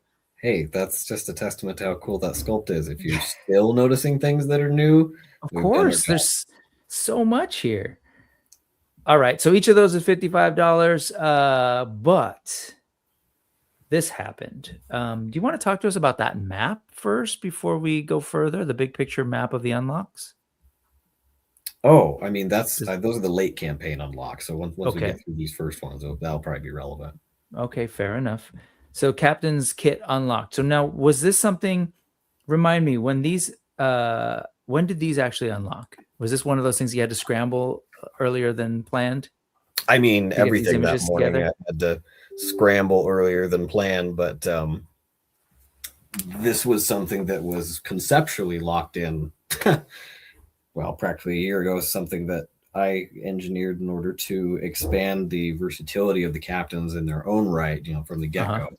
So that pack was unlocked at about like 60K. It was pretty early. Only took a couple hours before we had that available. Yeah. And this, of course, effectively changes your captains into, your play pattern becomes transformative when you have the ability to take the coat on and off. Now you have different arms that reflect the shirt they're wearing underneath the coat, and you have alternate heads that have opened up a lot of the world building that we now see within the campaign. So you can transform your captains not only into a different captain in their own right, but a different character, a different crew builder, and their versatility is now expanded.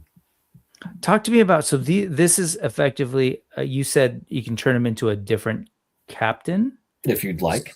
If you'd like, meaning like, are you saying sort of like your own story, or is this like a named guy? This is not a named guy, actually. If you wanted to dive into the lore, you could find some some little visual cues which may suggest some of these guys being named characters, but at this stage, this is very much still going into that sandbox play of, you bring to the table who these guys are. So I'm sitting here going, well, if I do this, I gotta have Alistair. So I effectively have to get 2 Alistairs with my kit so that I can display him like this. It is encouraged, and there are some visual depictions down there of exactly how that plays out. Man, I may or may not have my change your backing up on a different window, so I'm distracted. That's the reward. Okay, but anyway, because I could see people getting some sculpts, maybe even of themselves or of other characters, and popping them on these things and like going into the world literally, because that's what it means to be a fan of Four Horsemen toys. You've got like all these other people who are creating these amazing heads and stuff, so you can get the arms and everything and just pop on your head or some other head. Man, exciting and dangerous. We were really, really excited about that because it completely transformed the options that Wave 1 brought to the table. I actually got to run to the little pirates room. I bet you can babysit. I'll try. Brick just for a second. I'll be right back. The little pirates room, I think it's called. There are words for it. I just don't know them. There's got to be a pirate. The first time I think I've heard him refer to it, but I like it. It's I'm gonna. No, never mind. I'm gonna embarrass myself if I say the wrong word. Are these modular with legions? Meaning, I think they're saying, what's up, Chris Roman? Nice to meet you and see you. Can you pop and swap in between parts from legions? No. So these are not interchangeable with Legion's products just because we are not part of Four Horsemen's brand. Yeah. So we do have some interchangeability for our things, but not between brands. Yeah, that's proprietary. They've each got their own little worlds going on. But very cool. So this is what it'll come in for $25 for this kit. You can get a set of arms and a head for Captain Deathmoid and for Captain Morningstar and for Charybdis. Very cool. And that's all color matched and good to go. And so who am I looking at here? Like, I get that this is sort of like, okay, with Deathmoid and what were they called? The Perished. The Perished. They've got a vibe. They're the undead. They're skeletons. Mm-hmm. So this tells me in the world that what is Charybdis's crew? Sorry, I'm still learning. The Tideborn. The Tide. Okay. Yes. They can be all sorts of different sea creatures. Are they crustaceans? Or are they just everything? We have a pretty good variety. Like in the artwork that was way up there now, you could see like we have like an octopus guy. We've got some different ideas for the future for these guys, but we thought that the crustacean was probably the best way to lead with a crew builder kind of idea. So that's what we went with. Okay. Very cool. Yeah, he's a cute little dude. So we've got that, and then this shows a little bit again how to use them. I'm looking at this is not a head that we're familiar with, right? Or is that something? It's either something that I need to go in and polish because I've gotten this question a couple times, but that's the standard head that comes with Alistair. That's the alternate one without the glowing eye. That's just depicting how he would look without his coat with the alternate arms. Oh, gotcha. Okay. I think that the difference there is just that with the prototype, of course, it's painted by hand, and human features are super easy to adapt and make completely different. So that is what the sculpt looks like. Yeah, but because of the paint, it just looks a little bit different. Yeah, it's the exact same head. God, I guess I didn't realize his facial hair looked shorter to me in this one than it did in the other, but it's probably, like you said, my brain is seeing something different. Okay. I think it's just the nature of the 3D render versus the actual prototype. Yeah. Wow. So that's what he could look like. Morningstar could look like with the sort of alternate arms without the coat. Very cool. So how does that look? I'm curious. If I take off his what do you call it? The coat section, the middle part, what does that look like on Alistair? I just thought about that. Does it look like this blends just into his vest, or does it look odd. That's the colors when it comes to how he's set up. So he has a vest that continues down through that, because you can see where the belt is on his midsection. That vest is tucked under that belt. At least that's how the sculpting has worked. So the colors that are on the inside of Alistair and all the clothes that he's wearing underneath the coat, those are different in their own regard. And so when you take that coat off, he has what's underneath of his outfit. That's how it would work if you don't purchase the captain's kit. If you are to take the coat off, you're still left with those leather sleeves, which don't look quite right without that thing. With the captain's kit, you have 2 or 3 different options now for how to make him adapt to whatever situation you're putting him in. Okay. So I'm going to click add. Got it. Okay. And then as we move through, and I'm not even kidding, folks. But, then when you get to the bundles, that's when it's going to be dangerous. But then we get to Captain Deathwood, a similar deal. You guys can see that, following now. Are these pauldrons, or is that something those peg into his back, right? Yep. So those are removable. Yep. But this just gives you a sense of what the different looks could be. Got it. Very cool. For use with or without your coat. And there he is. Man, just looks really great. He's really cool. I mean, we made sure that every head was completely unique in its own right from the original captains anyway. But the fact that all it takes is those different facial features to give you a completely different character, and actually the intention when it comes to the engineering for the perished crew builder head here is for that jaw to be hinged, actually. Yeah.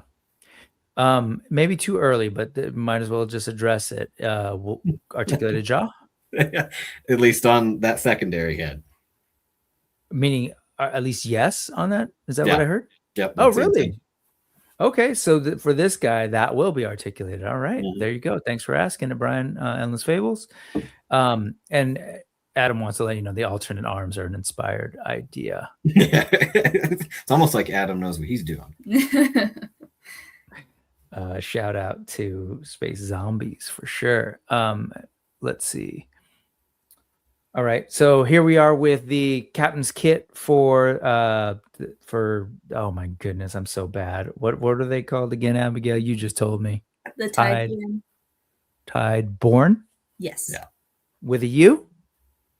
With an E at the end of born. E at the end. Okay, not born like Jason. Got it. I'm most excited for the options that the captain's kit opens for Charybdis, honestly, because it very much transforms how he looks. Within all the imagery that people can see of the prototypes, it's pretty hard to tell through those tentacles what color that shirt is. And so when the coat comes off, you have a very, very different aesthetic for this guy. And again, those shoulder pads come off. You can have him with or without those. The brightness, the brightness of that shirt really kind of takes him to a different place. Very cool. Very cool. All righty. And then we go here. When did these unlock? That was at 75K, so 3.5 hours into the campaign. Love it. Congratulations, man. Okay, so what do we got with the crew builders?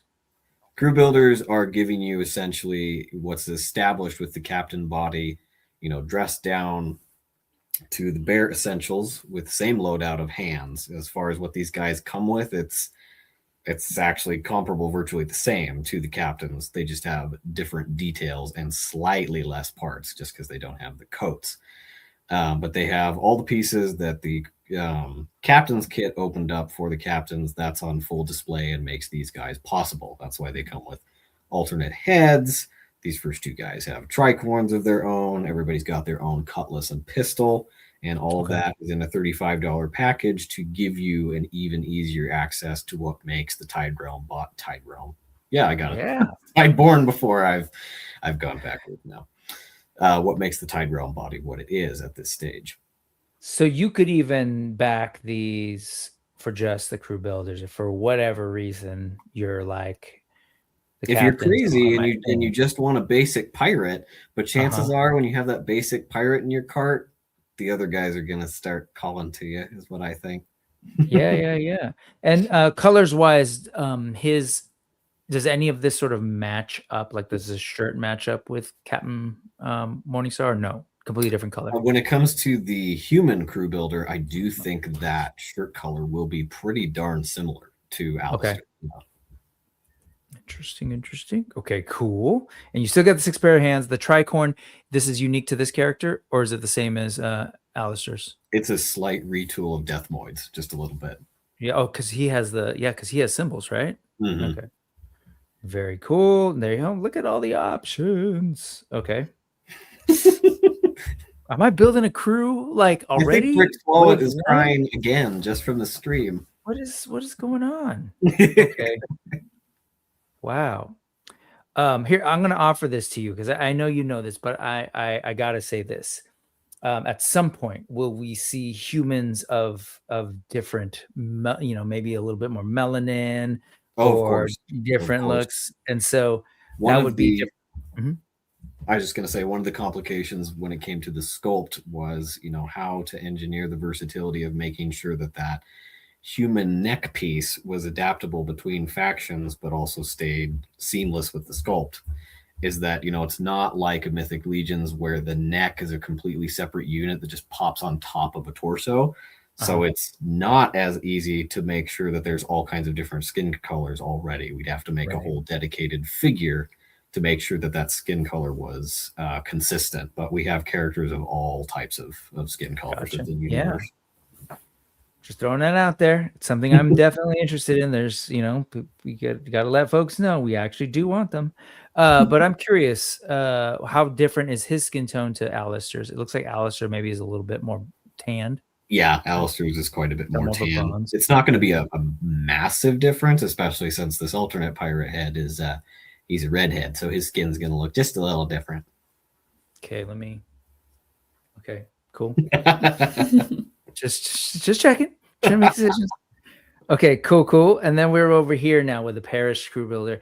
Yeah, see, I really love this look without his hat. He looks so cool. And could be just a completely different character here as a crew builder.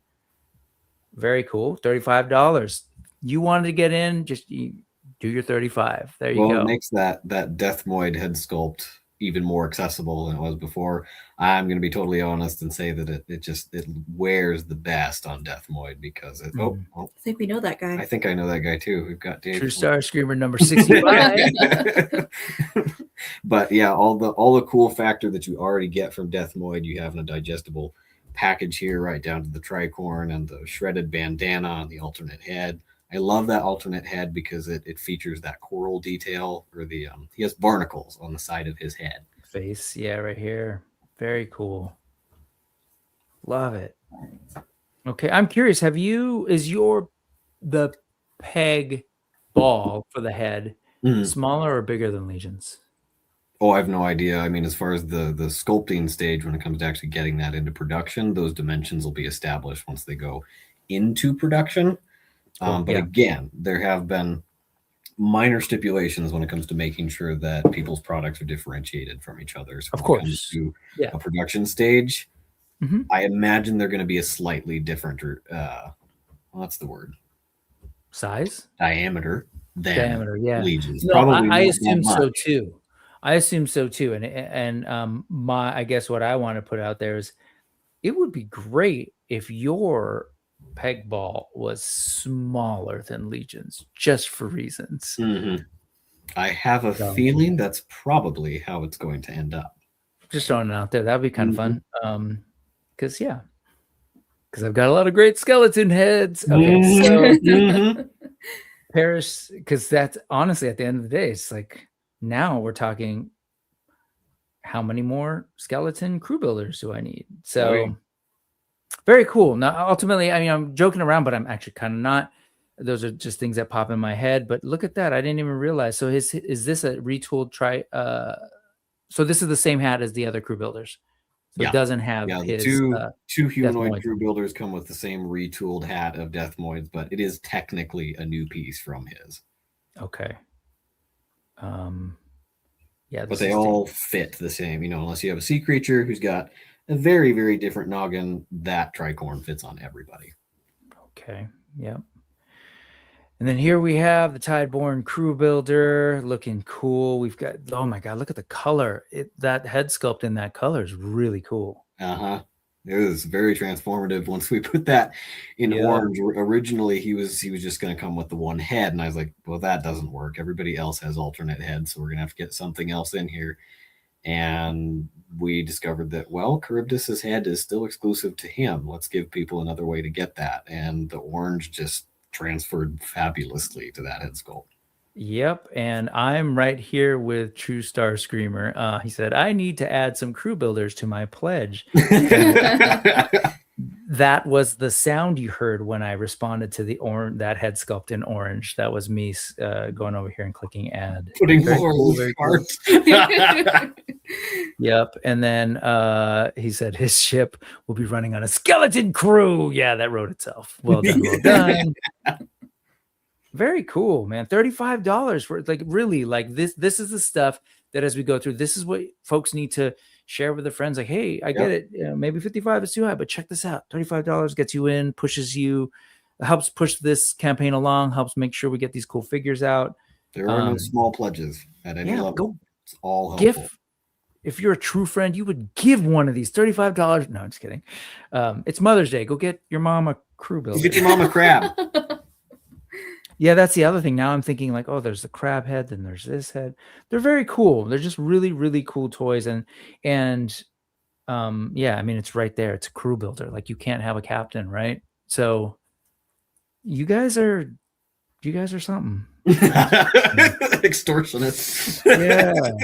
Okay, let's talk some of the other stretch goals. And so I think, and I'll bring this up now because maybe you can answer it along the way. Yeah. Adam was actually asking, is there anything that is exclusive to the Kickstarter? No. We wanted to make sure that everything is accessible at this stage. Okay. It actually doesn't help anybody to limit quantities of anything at this point. So everything is, is fully accessible to anybody at every level the minute it unlocks. Okay. Well, I'm looking at this Coral Wraith. And so I think I know the answer based on what you said before, but is this at all going to feature transparent or translucent plastics? He's evolved a little bit since the first conceptual phase of him. So he's actually going to have light reactive paint. And what's going to happen is that once we go into the production phase, we have to make sure that that budget stays the same. We don't need people paying more for it later because there you go, he's got his UV flashlight ready. So at a base level it will be UV reactive, and if we are able to fit it within the budget, that will either upgrade to glow in the dark paint so long as that fits the cost that's already been established, but at a base level it will be UV reactive. In fact, some of the prototypes already have that. I think both Charybdis and Alistair already have UV reactive light on them. I tend to be these days a fan of the UV reactive thing because essentially I control it, right? Yeah. And as much as I want my toy to have fun when I'm not in the room, sometimes you're like, you forget, or you're going to, it's like, man, what is that thing glowing over there? Yep. I'm starting to be inclined myself as to that same perspective. It's going to come down to product testing. Once it gets out of the factory, the thing that's most intuitive to the consumer is what's going to take precedent. And that UV stuff is starting to surpass how effective glow in the dark ever was, actually. So it's going to be done.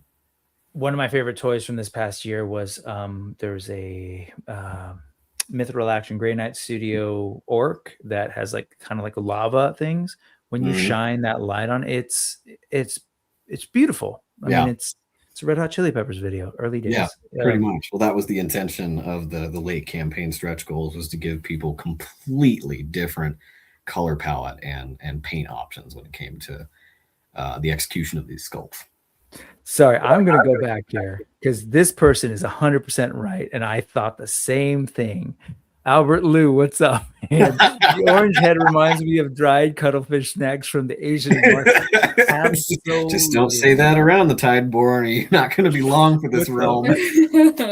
What's up, Albert? Good pull. Okay, so we got this guy who looks great. I can see him popping with the light on the shelf, and it's exactly what we were saying earlier. How saying that Charybdis looks like he's kind of undersea, like with the blue light cast. This is totally that. But is he meant in the world to be kind of a ghosty character? Yeah, it's very much in the name, and this is The Wraith, another army builder, actually, which is why he comes with so many stuff. It's why he's the only one at the $65 price point, because he is a deluxe figure. He comes with a number of hands to adapt to each of the alternate heads you have. He has several. He actually has a loadout of pieces from all of the 3 captains to let you do multiple different things with him. And so, can you point those out? What was that? Can you point those out? So, like, is it like Deathmoid's? Yeah, he has ribs, like that kind of thing. There, he has Deathmoid's pistol. He has Alistair's cutlass. He has the skeleton hands to match the alternate skeleton head, and so there's quite a few options you have with him as a baseline, and they are very much within universe, intended to be kind of, you know, choral sentries of the realm that the Dreadtide Reef that Charybdis comes from, and there's hundreds of them within that reef. Gotcha. Okay. Very cool. $65 gets you the deluxe figure. He looks pretty killer. He might be one of the ones I'm most personally excited for, because I love green. I love the paint deco that's going to have, just on a unique level, is something that I've not seen on very many things. He's very saturated, and yet is going to be super, super organic. The things that photographers will do with that guy. Yeah, I can't wait. Fanboy Prime, I think I might have said that, and if so, thank you for taking it hilariously out of context. Let's see. And talk to Adam about glow in the dark. He will convince you, because that's what me and Adam have visited about glow in the dark. Yeah, once before. That guy. Oh man. Yeah. Okay. The snacks are delish. Salty goodness, Fortress.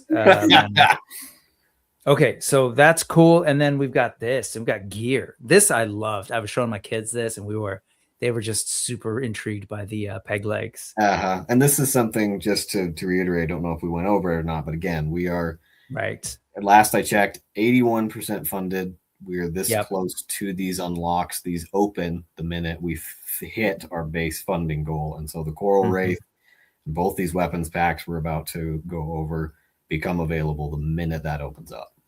Okay. Well, I just contribute. I'm adjusting right now, and it's not going to get you to 155. Sorry. Are you saying you don't have 29,000 to just throw at it right now? That's okay.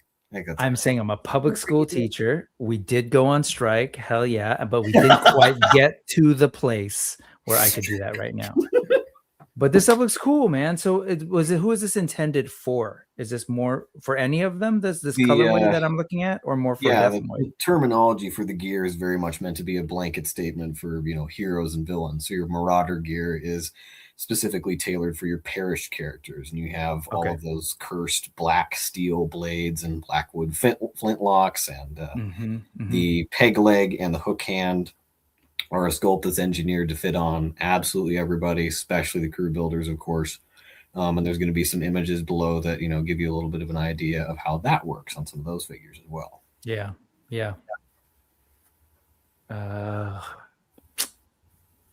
That's all. I'm shaking my head. This doesn't surprise me. I saw that immediately. I was like, yep, that's the one Adam wants, and he's going to convince me to do the colors exactly the way he wants it so he can get it. I get it. Exactly. Larry's Geeky World is here saying all about the gear packs. Yeah, this is the thing. And that's what I mean by the way you've structured this campaign, that it's strategic, it's thoughtful, and it's not even just like a clever marketing thing, because of course I want a universal fit peg leg. Of course I want the hook hand. Like, so these are all great additions. It's for like a $25 accessory pack. Really cool. How does the hook hand go on? The hook hand, I mean, that's going to have a male adapter that goes into the forearm of the character. And once we get into the engineering phase, like there's a couple sculpts that right now I'm already thinking about when it comes to making sure that is cross-compatible. Oh, my word. Cross-compatible with everybody. It's going to be super easy to make work on the alternate hands from the captain's kit. We're going to have to get even more specific when it comes to fitting on the captains themselves. It was originally sculpted all ready to work with Alistair, so I don't really anticipate too many troubles when it comes to making sure that it's compatible with everybody on the table. Okay, so when you say the forearm, whoa, I thought it was clever. There it is. We're talking right up here. We're at the same place where the hand peg's in. Oh, so here, so at the end of the forearm. Sorry, when you said, got it. So just like the hand, essentially. Yeah, it's a replacement for the hand. Gotcha. Okay. Overcomplicated my brain. All right, the leg looks great. How many words I used to describe how to use one piece? Does the calf, the cuff, sorry, is that at the cuff or at here at the right under the knee? Yeah, so there'll be a reservoir at the bottom of that knee joint that makes for that boot and the peg up into it. Man, again, talk to your friends, folks, because there might be some people who just want a bunch of guns and swords and, you know, like they're not into the rest for whatever wild reasons. $25 will get them this. Very cool. And then here, okay, got it. Just trust in these guys. Trust in the Kundals. I just scroll down. And Make your life just that much more difficult. Yeah. We wanted it to be very straightforward when it came to people understanding how they work. So if you've already gone through and bought your 3 captains and your captain's kit, look what else you get to do with those guys. Very well done. Here it is for Charybdis and the captain's kit and the marauder gear. If you didn't think they were piratey before, well, here you go. Yeah. Love the asymmetry on this. I wonder how they'll stand. I'm not at all holding that against you at all, because if you choose to put a peg leg on, come on now. There's some things that come with it, but there's going to be an inherent level of physical reality that people have to probably understand going into what this is. But I've already talked to Bill several times about that peg leg and making sure that within practical reasoning, that's as stable as humanly possible, because you don't want your toy falling down all the time with or without a peg leg, but all that's going to also come down to the tolerance on the hips and the ankles of the other legs as well. You got that dialed in, you don't have a ton to worry about. Very cool. I have a like a Super 7 pirate that I actually got from Adam, and it stands, you know, it does its thing. It's got a peg leg. Yep. It's not impossible to achieve. Not at all. No. And of course, so this is your pirate gear that's tailored for your human characters. Then you got some deep sea flintlocks there that are meant to go with your Tideborn, so that everybody has an option somewhere in there. But everything isn't colored so specific that you couldn't put it with whoever you wanted, no matter what faction you were looking for. The Buccaneer blades are cool. I'm assuming they're going to be fairly standard so that other toy lines could enjoy these in their hands. Most likely. I don't see why almost anything couldn't hold those weapons. So these are coming up. We can't add them yet. Pretty darn close, my friends. 155. When we actually get past that first goal, these will also unlock. Is that right? 155 is the same. Yeah. Yep. And here we are. Here's our options. Very cool. Oh, I just realized he doesn't have that sort of skirt here. And even underneath that, he looks like a fairly complete figure. It doesn't look... Alistair has that as well. There's actually, obviously, that same sculpting is underneath everybody. And Alistair's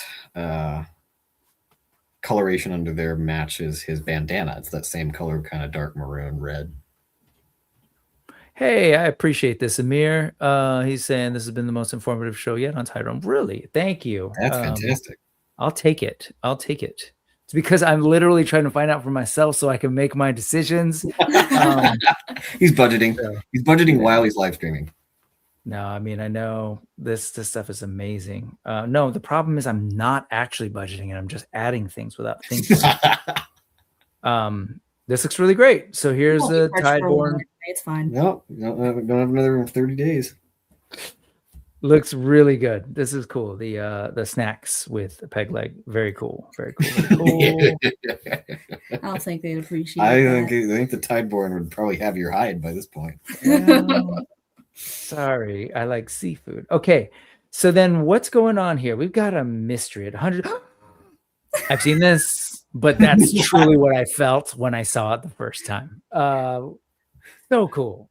He reminds me of somebody. No, he looks really good.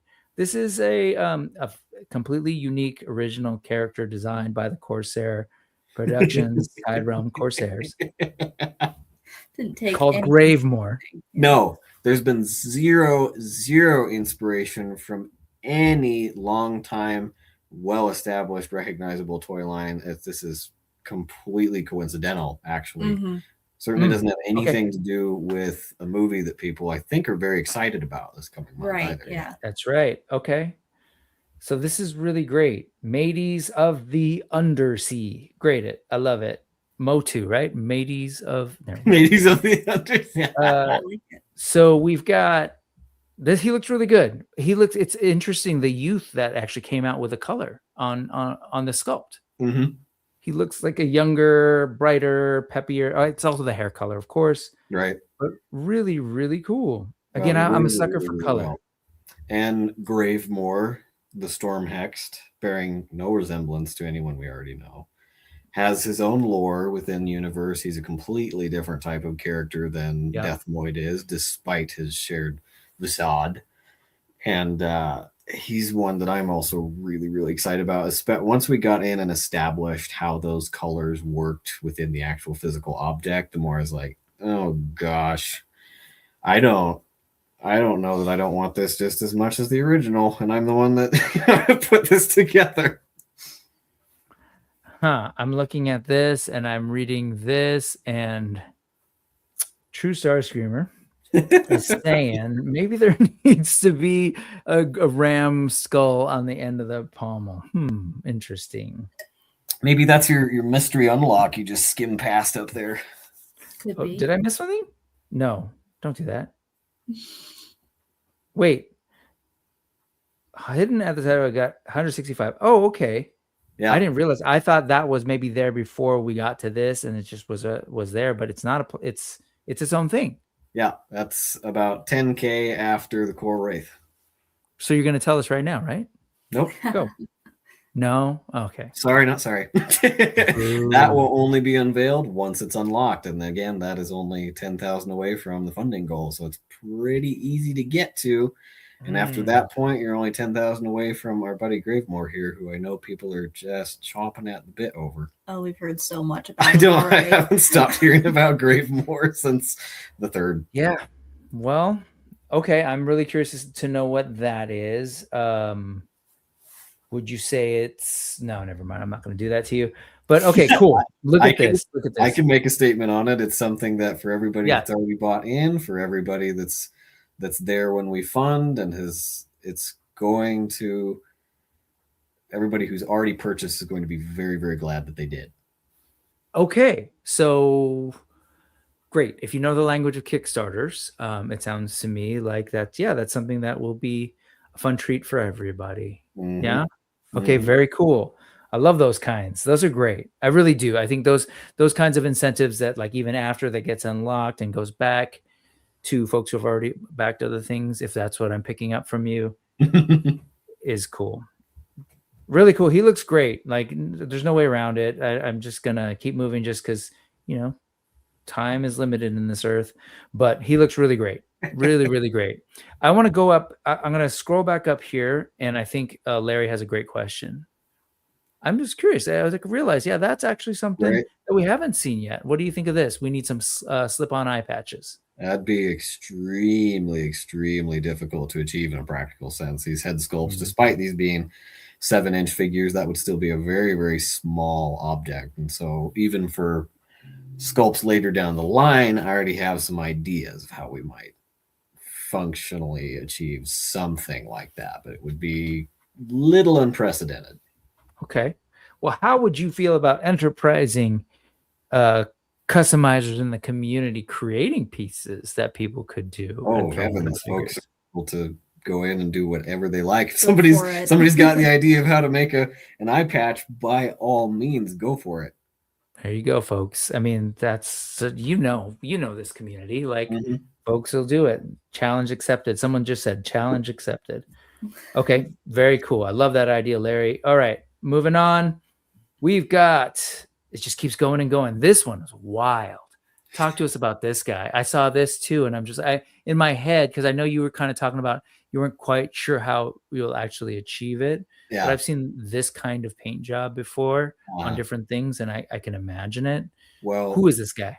I had a very long conversation with our production manager about, Okay. look, I'm not putting this artwork out unless we know we can do this. So can we do this? And that was one of the most fun conversations ever, actually, because me and Bill spent a long time figuring out how the Coral Wraith would work, and we're pretty confident in the methods we got. But the Void of the Black Tide is meant to be something that, I mean, he's pretty eye-catching in his own right. You almost don't even have to know anything about the lore for that to be an interesting action figure just as is. But this is basically Deathmoid's, boss form. That object that he carries around his neck is almost an entity in and of itself, and it's something that has been guiding Deathmoid almost against his will up until this point. And this is Deathmoid fully possessed by that influence. And so the pirate god of death is a different entity than Deathmoid is in himself. And this is those two characters brought into one form. And this is something that people will even be able to hear a in-universe description of how it functions within the story at the end of the audiobook, actually. Okay. So listen out to those audiobooks. The link is here in the campaign. And again, you'll see the link flying by at the bottom of the screen right now. But the link to those audiobooks are there. Follow them so you get to the end to figure out this guy. Wow. He was initially, I mean, he completely transformed from the original concept art we had, as far as it was a lot more simplistic when we first started, and he became something very, very unique in his own right. But the inception for the thought behind him started a little bit with what the Horsemen achieved with the Burning Knight included with Beathir. And he's become something even more different from that. But you can still see traces of that influence because that cape is intended to be transparent, and you can see that it's hottest at the bottom and gets more ashen and black at the top. I am a fan of the use of transparent plastics and then painted on top. Mm-hmm. This is one of those things where all of that's painted, and it's so much potential in terms of a paint job. Okay. He's going to be really, really cool in hand. And again, equally interesting to photograph, just like the Wraith. And there's nothing cooler than, I'm sorry, the black skeleton included with the dragon. If I wasn't already interested in the dragon, that alone might have got me to back it. So being able to do our own black skeleton with this oozing lava. I mean, I wanted this kind of heated drool coming down the bottom of his chin. That you can see that element just kind of flowing through his whole body. And the fact that we made the bone color black just brought that out even more so. Okay, I'm opening up to change my pledge. You can't get this one yet. Well, here's the thing: is that little graphic I shot you before, Brick, right before the stream. This is a prime opportunity to give folks a look at that, because just below this talks about the unlock ladder and a lot of the strategy that went into making this what it is. But just on a baseline, that photo that I sent you tells people just how easily achievable this is once we hit that funding goal. Okay, so first, related, Albert's asking, is the Void at $200,000, who we just looked at, who I can't add yet, is he the final stretch goal? Anything happen at 230K when the line is fully funded? And let's take a look. Now I'm actually a little nervous. I think this is the right image. If not, you all might get a show that you get. Yeah, this is exactly what I was talking about. So this just, and I'll touch on that question just a second ago. Once we move through this, because this is giving you that breakdown of exactly how straightforward this unlock structure is. The fact that everybody's gotten us where we are as is with the crew builders and all the options we already have. I'm sure Brick's going to go through the multi-packs in just a little bit, which makes a lot of these guys even more accessible and easier. But that funding goal opens up, a whole wave of customizability. You have another army builder to work with, and just 10K after that is your mystery bonus unlock. That's a super quick Wow, my brain. That's a I super got quick, it. Yeah.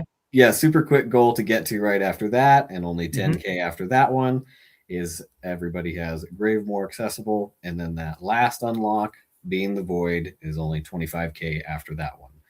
So that 230K goal that question was just talking about, that is when the line becomes fully sustainable. That means that the conversation for retailers starts opening up. It means that we have achieved the fullest extent of how much reach the campaign has. And that number makes fulfillment just that much easier. But that's Okay. specifically when retailers come into the conversation, and we can start having that conversation post campaign. However, if these unlocks are something that are as compelling as people are suggesting, there might be something at 230. Depends on how bad you guys are enjoying these. Okay. So some incentive there, I suppose. And I know you were kind of saying things like, oh, you just had another 10,000, add another 10,000, add another 25,000. And for those of us who are human, that's like, what are you talking about? That's not how my world works. But no, not even so. But considering that we're now at 126,247, so it has gone up, and I acknowledge that some of that is me contributing. But it looks like we had 4 backers since we started. So you had Is at 500, and now we're at 503. 25 here, 10 here. Like, considering that it's been just a couple of days, what are we now? 9 days, and we've covered 126,000. Like, that's where this business of sharing things out. Folks have heard it today. There are a couple things in there, like if you're just an action figure fan and you want cool swords, or if you're customizing, you figure something else to do with that peg leg. $25, right? You've got $35 army builders or crew builders. Like, there's different entry points for folks who might not necessarily be looking to spend $55 on a pirate captain just yet. Right. That'd help. Like, tell folks, let's see what we can do to push this. And well, the minute we hit that funding goal, it just, the base tooling, the first production run of everything that's already unlocked, that's set in stone. That's secured by that point. So it makes all these guys just that much easier to produce after that point. And these guys are just so doggone cool. And everybody's been so doggone supportive as is, that's why that word of mouth, that's just as valuable as that pledge, because I think these guys are that kind of crown jewel to making Wave 1, making the Cursed Seas collection as special as it is for this first time out. And I would love to see all of these unlock for everybody, because they're that cherry on top. If it wasn't cool to you before, it's definitely gonna be cool to you now. Okay.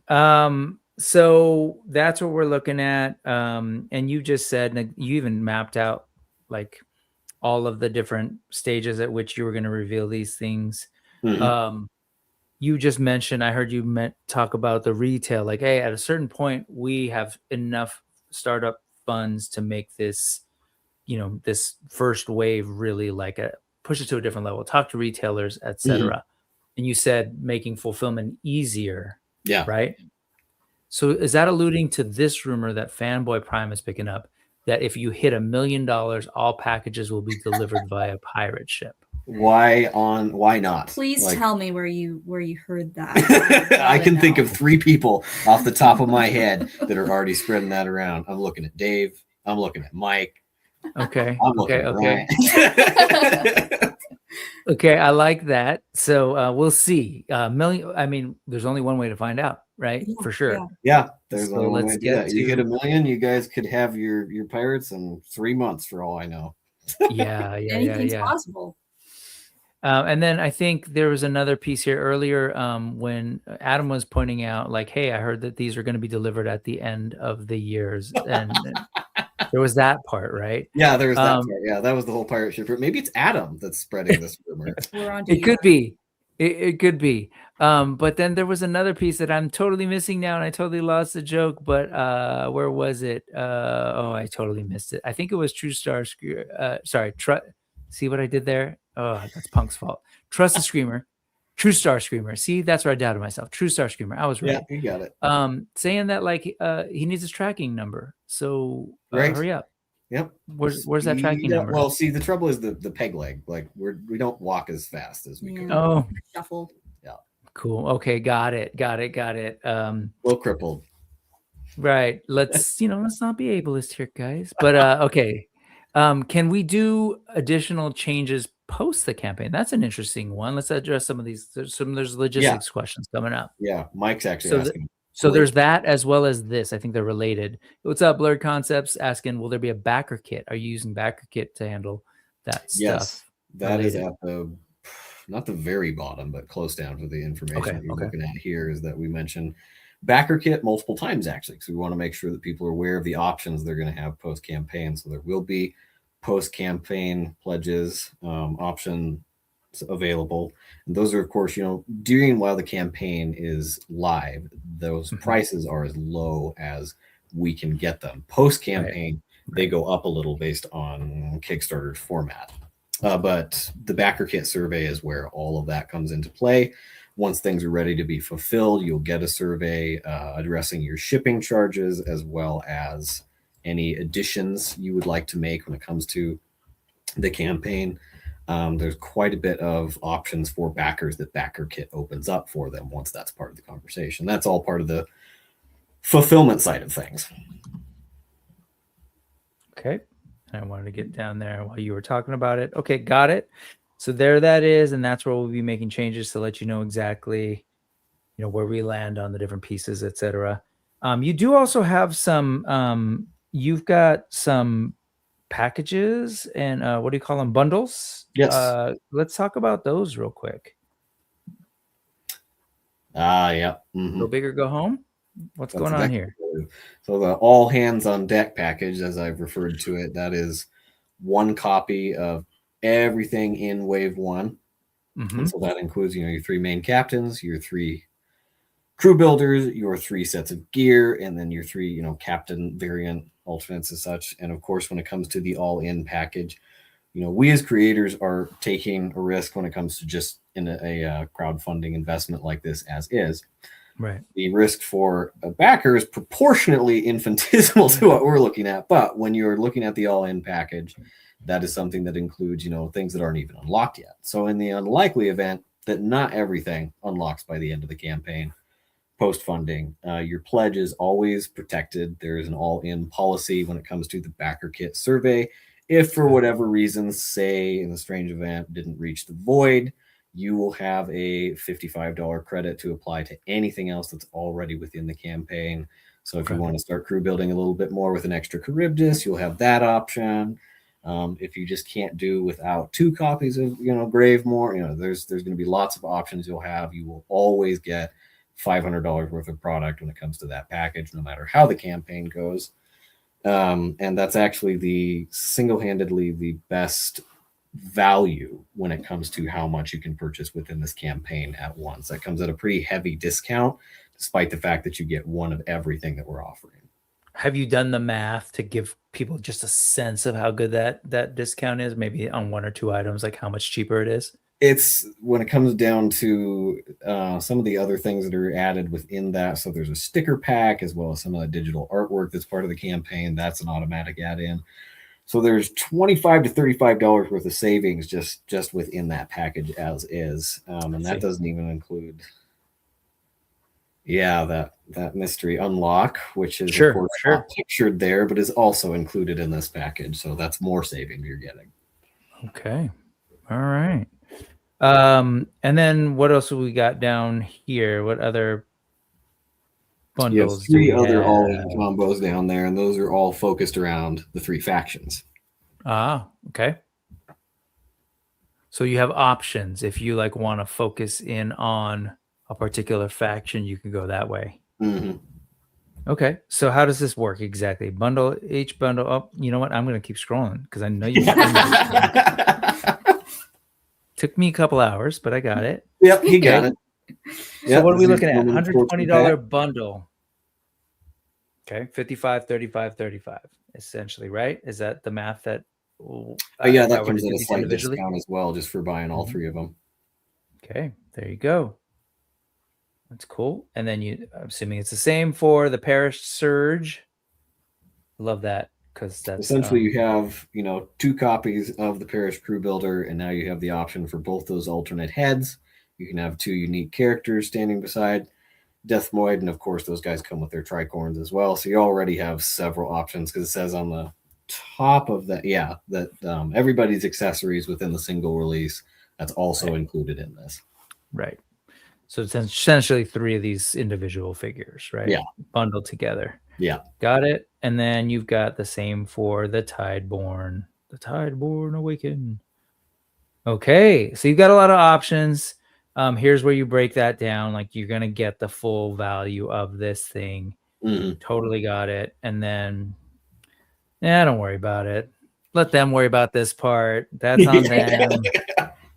We'll just get all the mad fine at them. print that everybody is supposed to have, and it's all completely laid out for everybody to understand. Because that's one of the best parts about a Kickstarter, is that all of that is for public viewing. You can see all the details and all the layers that are going into making this a reality.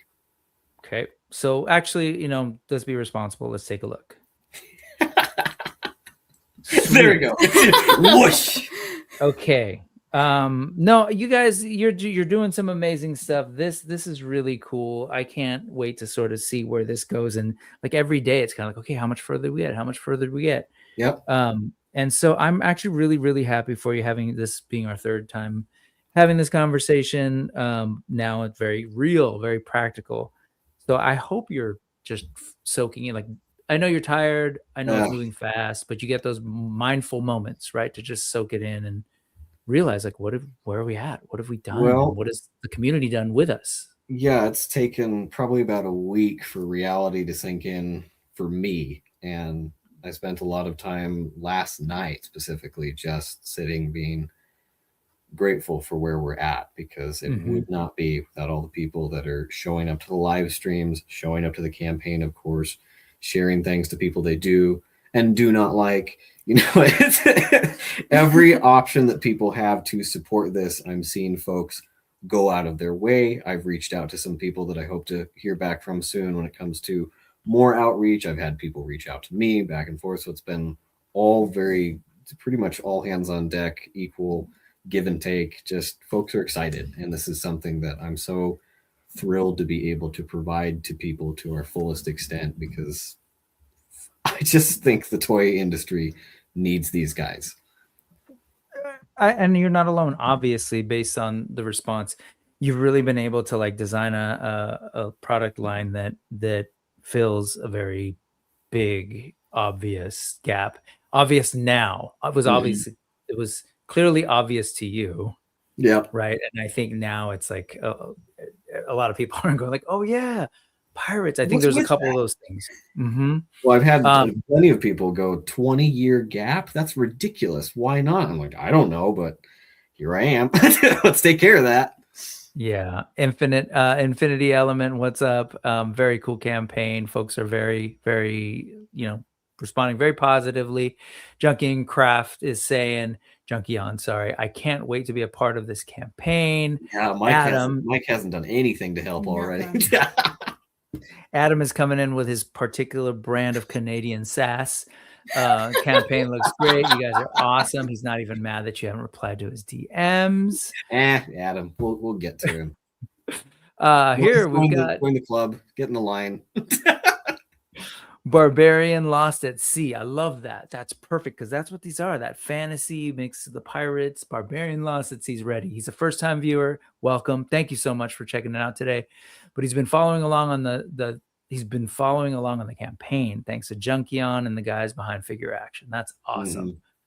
This is it. Terrence knows what's up. Pirates are cool, and it has nothing to do with the fact that he dresses up like one on occasion. Here's some practical things. What about this? Can we get a chest strap with multiple pistol holsters so we can load them up?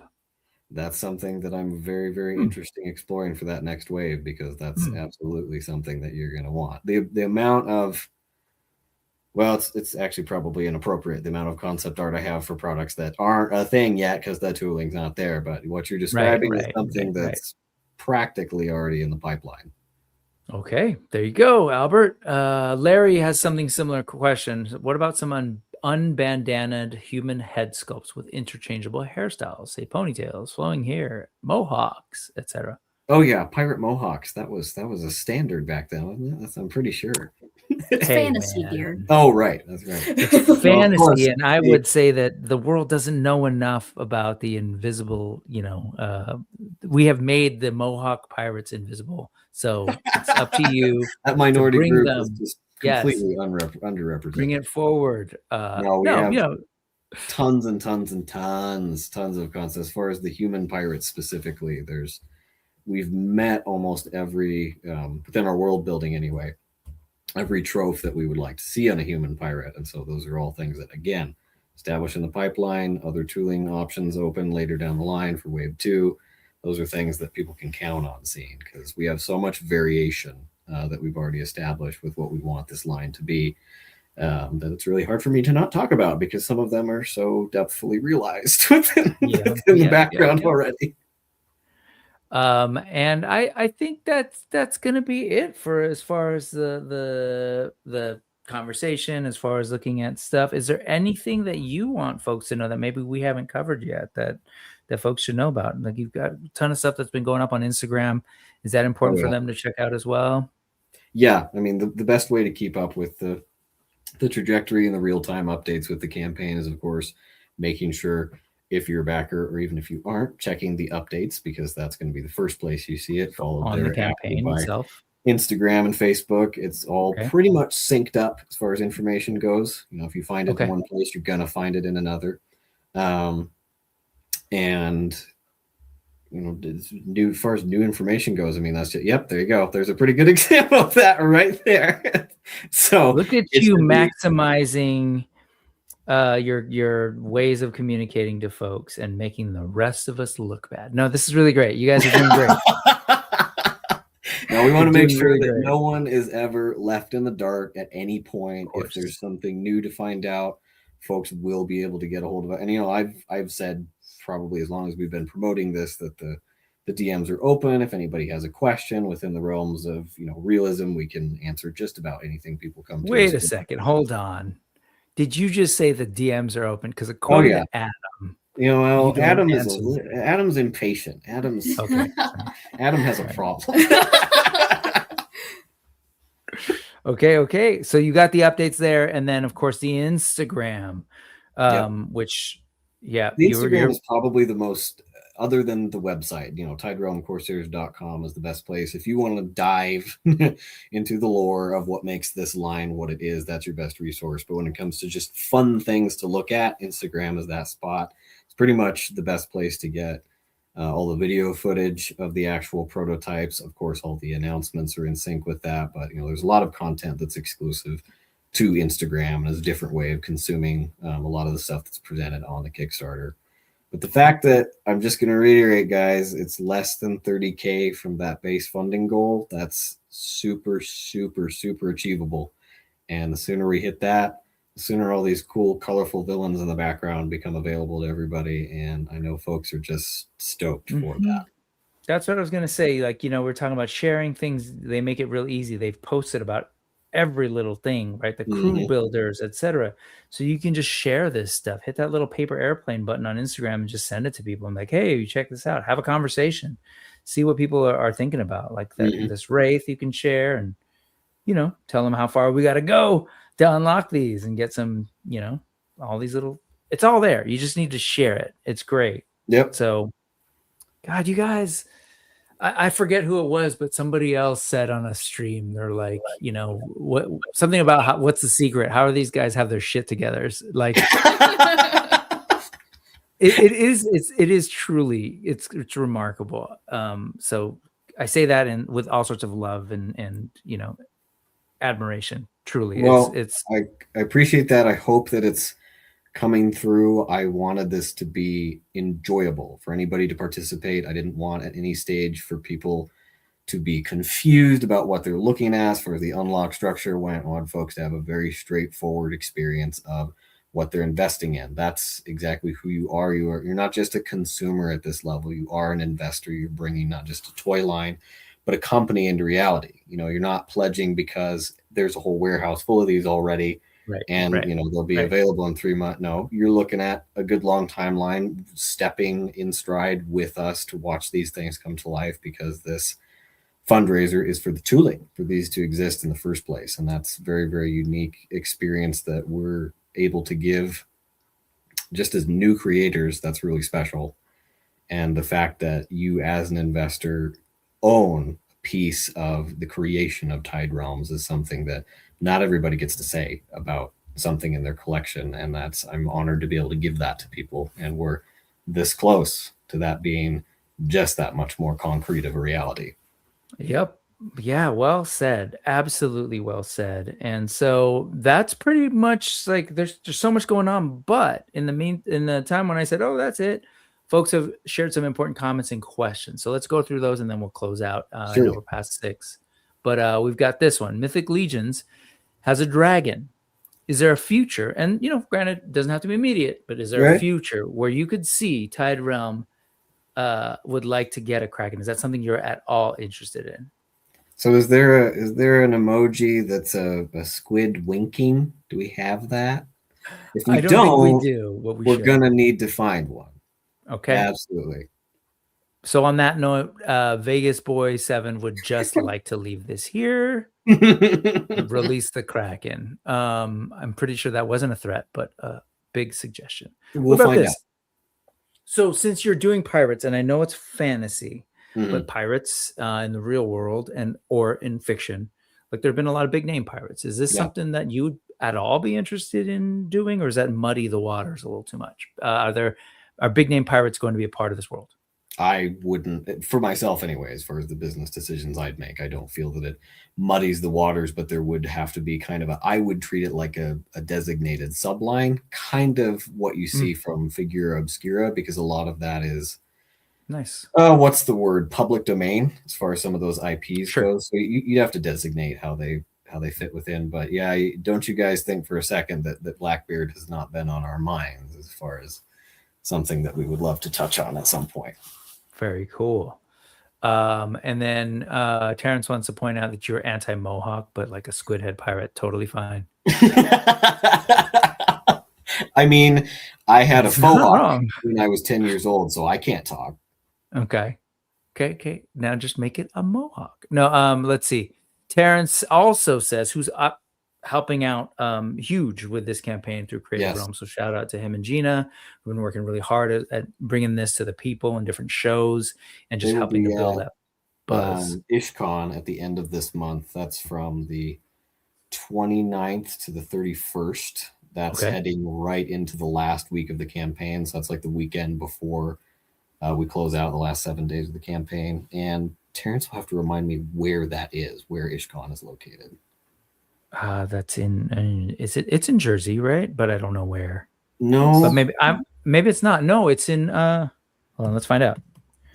And while we're doing that, let's also point this out. So we were talking earlier, and as you said, like there is it's Durham, North Carolina. Okay. I was gonna say that, but I wasn't sure if I was right. Raleigh, Durham. Okay. We were talking earlier about like how they're unique parts, so it's not like pop and swappable between legions and this line, because they're very different. But Terrence is pointing out this. Did you have? Oh, is it? That's not there anymore. Important points. The coat is flexible. Why is it not showing? Show. The figures are similar in scale to legions. Yeah, we got to What's he talking about? A while ago.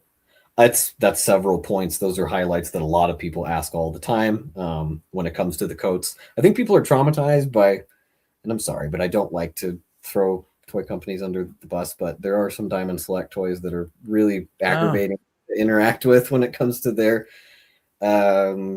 sculpted soft goods, so to speak, because there's nothing soft about them. I'm gonna kind of point out the ring wraiths from Diamond Select. They're frustrating to take a look at. They just aren't very adaptable when it comes to, because everything's made out of the same diameter plastic. So there isn't really anything flexible, and yet they're completely covered in this big tattered robe. So even the Saruman from that line, his his robe is practically a traffic cone. He has fully articulated legs on that sculpt, but you can't use them. So that's I think a place where people are coming from when they look at those coats and want to know what the diameter will be, and the flexibility is very similar, if not more so, than some of the things you already see on Legion's projects. And yeah, the scale is also highly comparable.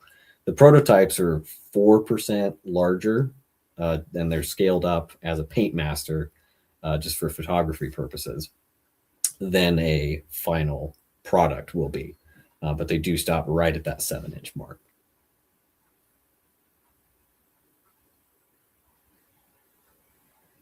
Did we lose? Oh.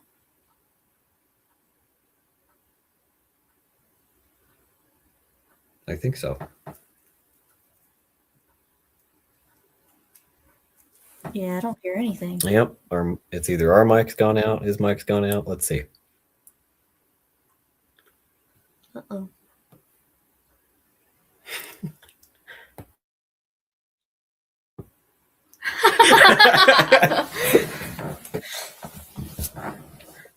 Okay. That's okay. Okay. Okay, there we go. There we go.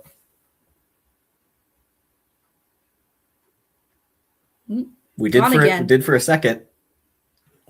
I don't know what happened. You don't?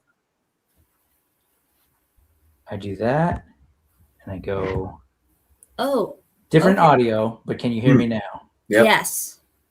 Okay, this computer is about to die. Okay, so let's go ahead and close out. So thank you very much. Yes, that's my bad. Jason, sorry, Jason. We love you. Yes. Oh no, I'm here. Okay, thank you very much, folks. I think this is a good time to end because my computer is essentially saying that. But actually, Mythic Dolphin. Mm-hmm. Yeah. No, I heard. Do you hear that echo? No. Mm-mm. Hold on. I'm gonna close that. See what happens. You can still hear me? Yeah. Okay, great. I know what happened. Okay, so Mythic Dolphin would love to remind everybody, and somebody else said earlier, and I forgot to bring it up, that there is the pay over time option, which is awesome. Yep. That's something that's newer in the Kickstarters for the last couple of them that I didn't necessarily have in my old options, but here we go. And so, yes, and so folks can do this. Nothing is charged. Thank you. Gosh, thank you, Tiffany. You're the best. Nothing is charged until we end this campaign. It was June 9th? June 7th. June 7th. So feel free to back. Feel free to do what I did and adjust your pledge. Nothing gets charged till the very end. And then at the end, you do the pay over time option and you take a look at what it says on Kickstarter. It'll tell you what the schedule is. So I think that's great. I think that's such a cool option. So it's spanned out over several weeks. I can't remember exactly what the timeline is. It's either 6 or 8 weeks by the time your last payment comes in. But yeah, we wanted to make sure that option was there for everybody. Love that. The sound is probably all weird, but hopefully it's good enough. And this is for my kids. Good job. Let's see. Sorry if you didn't see that on 6-7. Is that younger than you? That's younger than you. Thankfully, yes. I have no idea what people mean when they say that. I don't want to know. I'm good. All right. It doesn't mean anything. Just like a lot of the absurdity of the world, it doesn't mean anything. Hey guys, congratulations. You really are doing just some great work. Sorry the audio sounds so bad. Is there anything last minute things that they should know about before we close out? I think Tiffany covered our butts. I mean, we got it. Mm-hmm. Good job, Mythic Dolphin. Always coming in clutch. Yeah. Abigail, Quaid, congratulations. Thanks again. Thank you. I'm not saying you've been here 3 times already. I'm more than, I would love to have you back, but obviously you've got plenty of places to go. That's one thing we haven't talked about. Where will you be next? So tomorrow night, oh man, I'll have the marketing material ready by this evening. So almost we found the chink. Yep, in his you found armor. a little hole there. That's part of the trouble of laying the track as you're going now. So we'll be on with Dave Wonder Cool. tomorrow night. And then the night after that will be Geeked Out Click. Cool. And then we're setting up live streams as is. Like anybody who has some outreach they want to meet, I'm still scheduling stuff. You know, the last 2 weeks leading up to the campaign, those are very well open for folks that want to jump in. We're more than ready to schedule stuff, but that's for the next 2 nights. Yeah. Reach out to your favorite creators and let them know, like, if you want to see us on there or something. And Yep. Well said. Because this creator is breaking down apparently technologically. So let's go and close out. Brick, follow the Instagram. Yeah. Follow the Instagram and the Kickstarter. And that's going to have all the information about where they'll be next. Hopefully my computer's not dead. So thank you very much, everybody. Have a great week. Happy Mother's Day to all the mothers. Tiffany, happy Mother's Day to you. Thank you, everybody. Congratulations. Let's go. We've got a little bit more to go, but we're going. Thank you so much, right, Bricks. Absolute honor. You guys are awesome. Here we go. We're out. R.